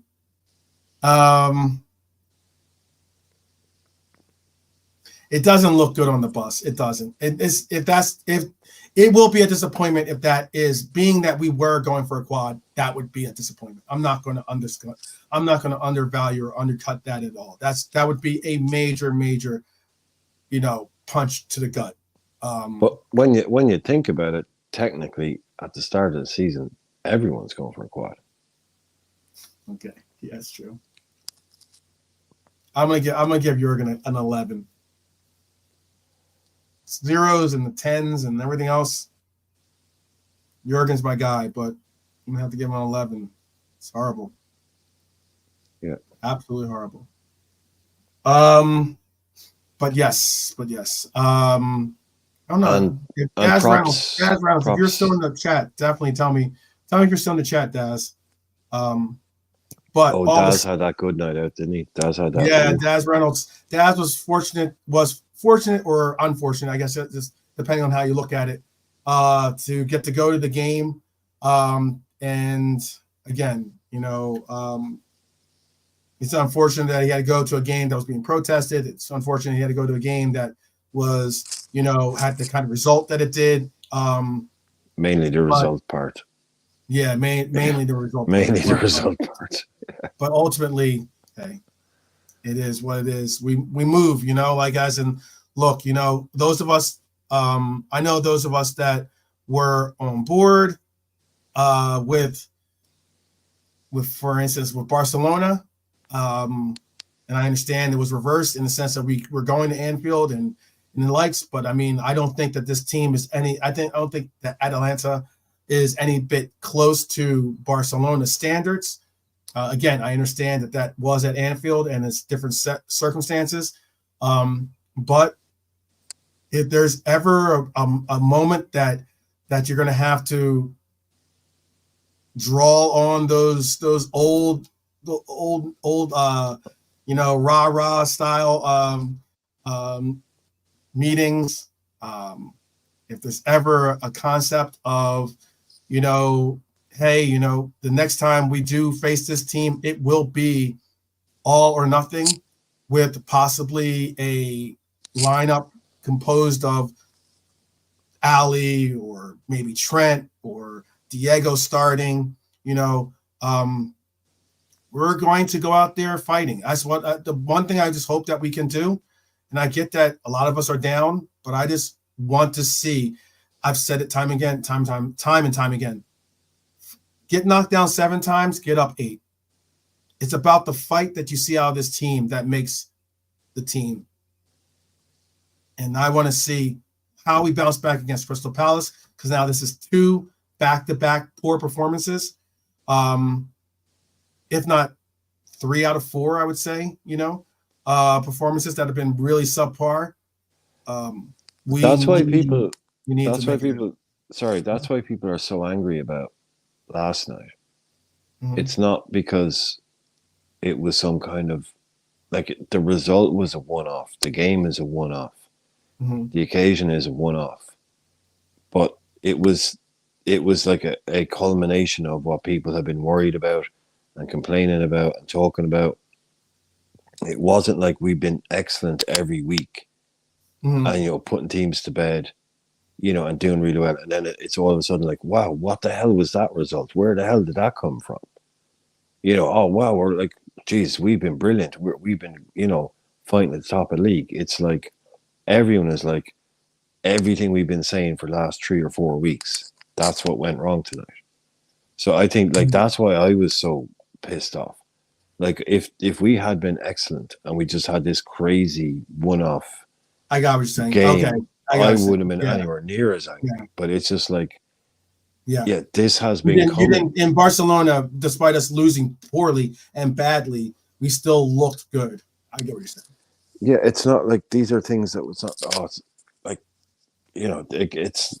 it's not like everything that happened. It's what everyone who's been saying we're doing well, but we look shit, has been pointing out, and the people are saying this is going to catch up. This is going to happen eventually. Mm-hmm. And last night was a culmination of it. So it's not some shock result. It's nobody is shocked at what happened last night. Most people, well, some people might have been that don't pay a lot of attention, but most of us are like, yeah, this has been coming. You could see this happening.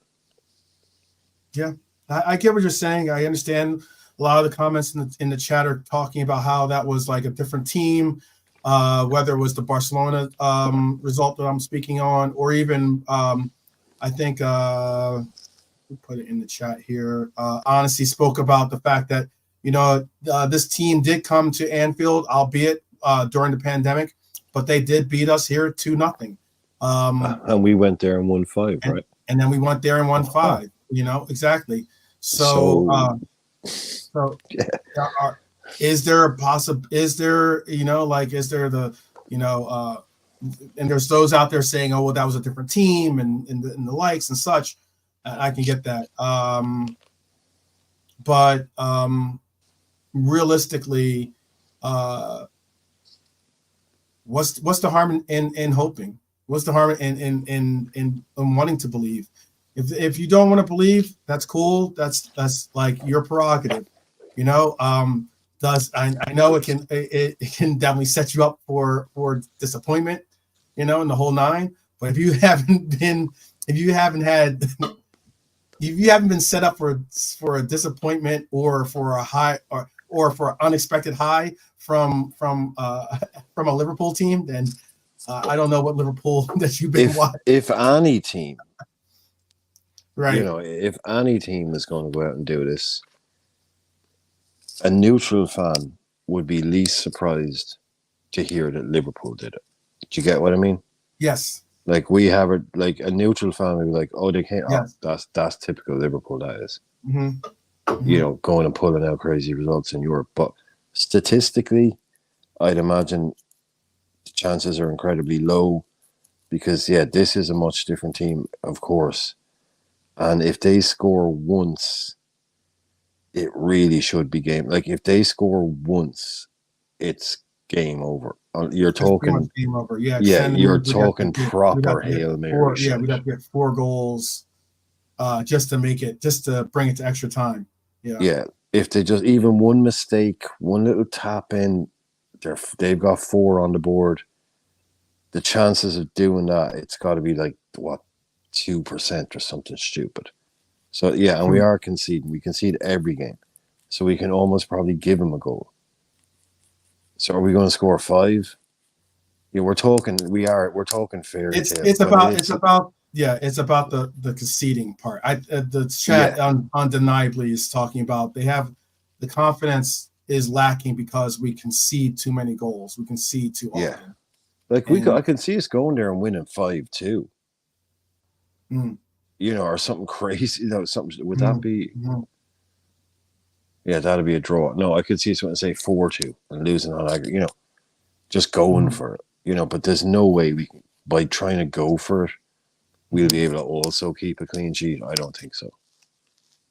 And the Gasperini will know that just one goal will do us. And, it's going to be interesting how they set up. That's the biggest thing I'm interested to see is, do they set up where they're going to try to set their high line once again? Are they going to try to pressure us into making mistakes, or will they maybe utilize that high line to press us into a mistake and then fall back into parking the bus? That's a question. That's a tactic. Yeah. I'm gonna say goalkeeper. Their coach is a very, very good coach. So I'm interested to see what we can do about it. I get everyone can have their concepts of our defense and inability to hold a clean sheet, the inability for our front line to score as of late, and on the levels that we've been scoring on during the majority of the campaign here, this year's campaign. But hey, call me optimistic, call me romantic, call me a football romantic if you want. Gasperini is a kind of coach who I wouldn't be surprised to see put out what on paper is exactly the same team, and when they put those UEFA formations, that is exactly the same formation, right? And plays a completely different tactic, plays a completely different way, because he won't do exactly the same thing at home. So Klopp can't look at what they did to us at Anfield and go, right, we can set up for that. At least we know we can set up for that. They won't do that. They'll do something totally different at home. And we saw last night, they're much better away from home than they are at home. Yes. But they don't have to win. They don't. They can lose 2-0. So what we do, I think we're just run on fumes everywhere. So maybe it might be the best thing if we only have the league to look at. Maybe that's our best chance. I'm not on that. We got bigger fish to fry. I'm not there yet. Yeah, it's not bigger fish to fry thing. No, it's not. It's not a bigger fish to fry thing. Yeah. I won't say that. I just think maybe it might benefit us. I think we like I say, we ain't got much left in the tank. So I think if we did go out, is what I'm saying, it might ultimately be to our benefit in the league. Not saying I want us to go out, but if we did, maybe it would help us. Maybe in the end, Maybe it'll looking help us back, in the end. If it does, more power to it, but I'm just trying to find a positive in it. Basically, it's that if we do go out, it will give us more rest time. Is what I'm thinking. I'm excited to get this soundboard up and rocking and rolling, because I'm gonna say, why not just go out there and win the whole effing thing? Why not? So that's Yeah, actually that's a movie reference. the Yeah, Kedler, that guy, yeah, he was good. We were talking about him on the watch along. He was at AC Milan, yeah. so they're Uh, good players. yeah, good players. Good. Look, they had a good result against us. They're probably beaming with confidence. Good for them. But if anything, you know what? Um, we've got to walk. I want to walk into Italy, even despite the fact that we have, even though we're not, beaming with confidence in our offense or defense. I still would like to go into Italy and be like Bernie Mac in Head of State and just start smacking them down. Let's get it. Why not? Smacking them down. If anybody is going or anybody in the chat knows anybody that's going, I would be incredibly jealous because that's up in Bergamo, and when you think about like beautiful Italian countryside and all that, and that stuff you see, postcard type stuff, that's where that is. Anybody that gets to go to Atalanta game, that's a really beautiful part of the world. So Yeah, I'd be jealous of yeah. anyone going over there. That's gonna be a nice. It's gonna be. Oh, lovely, Be careful. Be lovely safe trip. and be careful too. By the way, Yeah, there's despite the no fact. scumbags up there. There's no Yeah, scumbags up there. It's not that. Yeah, but yeah, it's a really beautiful part. I've seen bits of it. So if there's anyone like that, if they get anyone that's going that gets any pictures from the ground or anything like that, make sure you send them to 12 man so we can put yeah. them up. I like just the same way that Dad sent me the pictures. I will share the pictures. It's like you're just sharing with family. That's how I see it. Sharing family pictures. That's how I look at it. But that's it for today, guys. I'm going to allow for you guys to go on to other destinations if you have them in mind. If not, I am always there. So if you guys need a DM or something like that, DM me or whatever, just to say, hey, to perk up your spirits or something like that. Hey, I'm always there for you, brothers and sisters out there. So keep your heads up. We're gonna get through this. We march on to Crystal Palace. Um, we have very few remaining home games left, so we got to let's hopefully make the most of them. We only have what Spurs, Wolves, and Crystal Palace are the last three home games that we have. Technically, unless we continue on in Europa, those will be the last three home games that we have. So it's a matter of really, really focusing now on the task at hand. It's a 6 a.m. start, so chances are I might not be doing for me at least, it's a 6 a.m. start. So chances are I might not be doing a watch along, but we'll figure that out within the next day, if I can make that happen or not. But all the same, let's continue to support each other. Let's, obviously we're never going to give up support of this club, but let's make sure to be there for each other, because it's going to be difficult with all the rivals and neutrals just looking at this opportunity to just banter us away. But ultimately, we're the Reds, and I really don't care about the banter. More so, I care about the fact that I have you with me in this walk, and I appreciate each and every one of you. So, Irishman, do you want to give a final shout before we allow for everyone to go on to their destinations? No, I just put the link in there for the Bayesian Reds. They're going live at 10:30 tonight, which is wherever it's in an hour and a half. Mm-hmm. So they're going to be doing a live call-in show. So their link is in the chat. Just go and have your say over there tonight. Yeah. Be sure to. All right, you guys. I will see you possibly later on. Hopefully, I can get be a part of the Beijing Reds call in, or maybe even the Coppers call in a little bit or something. But I got a big day here. So yes, but foremost, I wanted to make sure it was spent with you guys. So I appreciate you guys, and I will see you tomorrow. All right, take care, guys.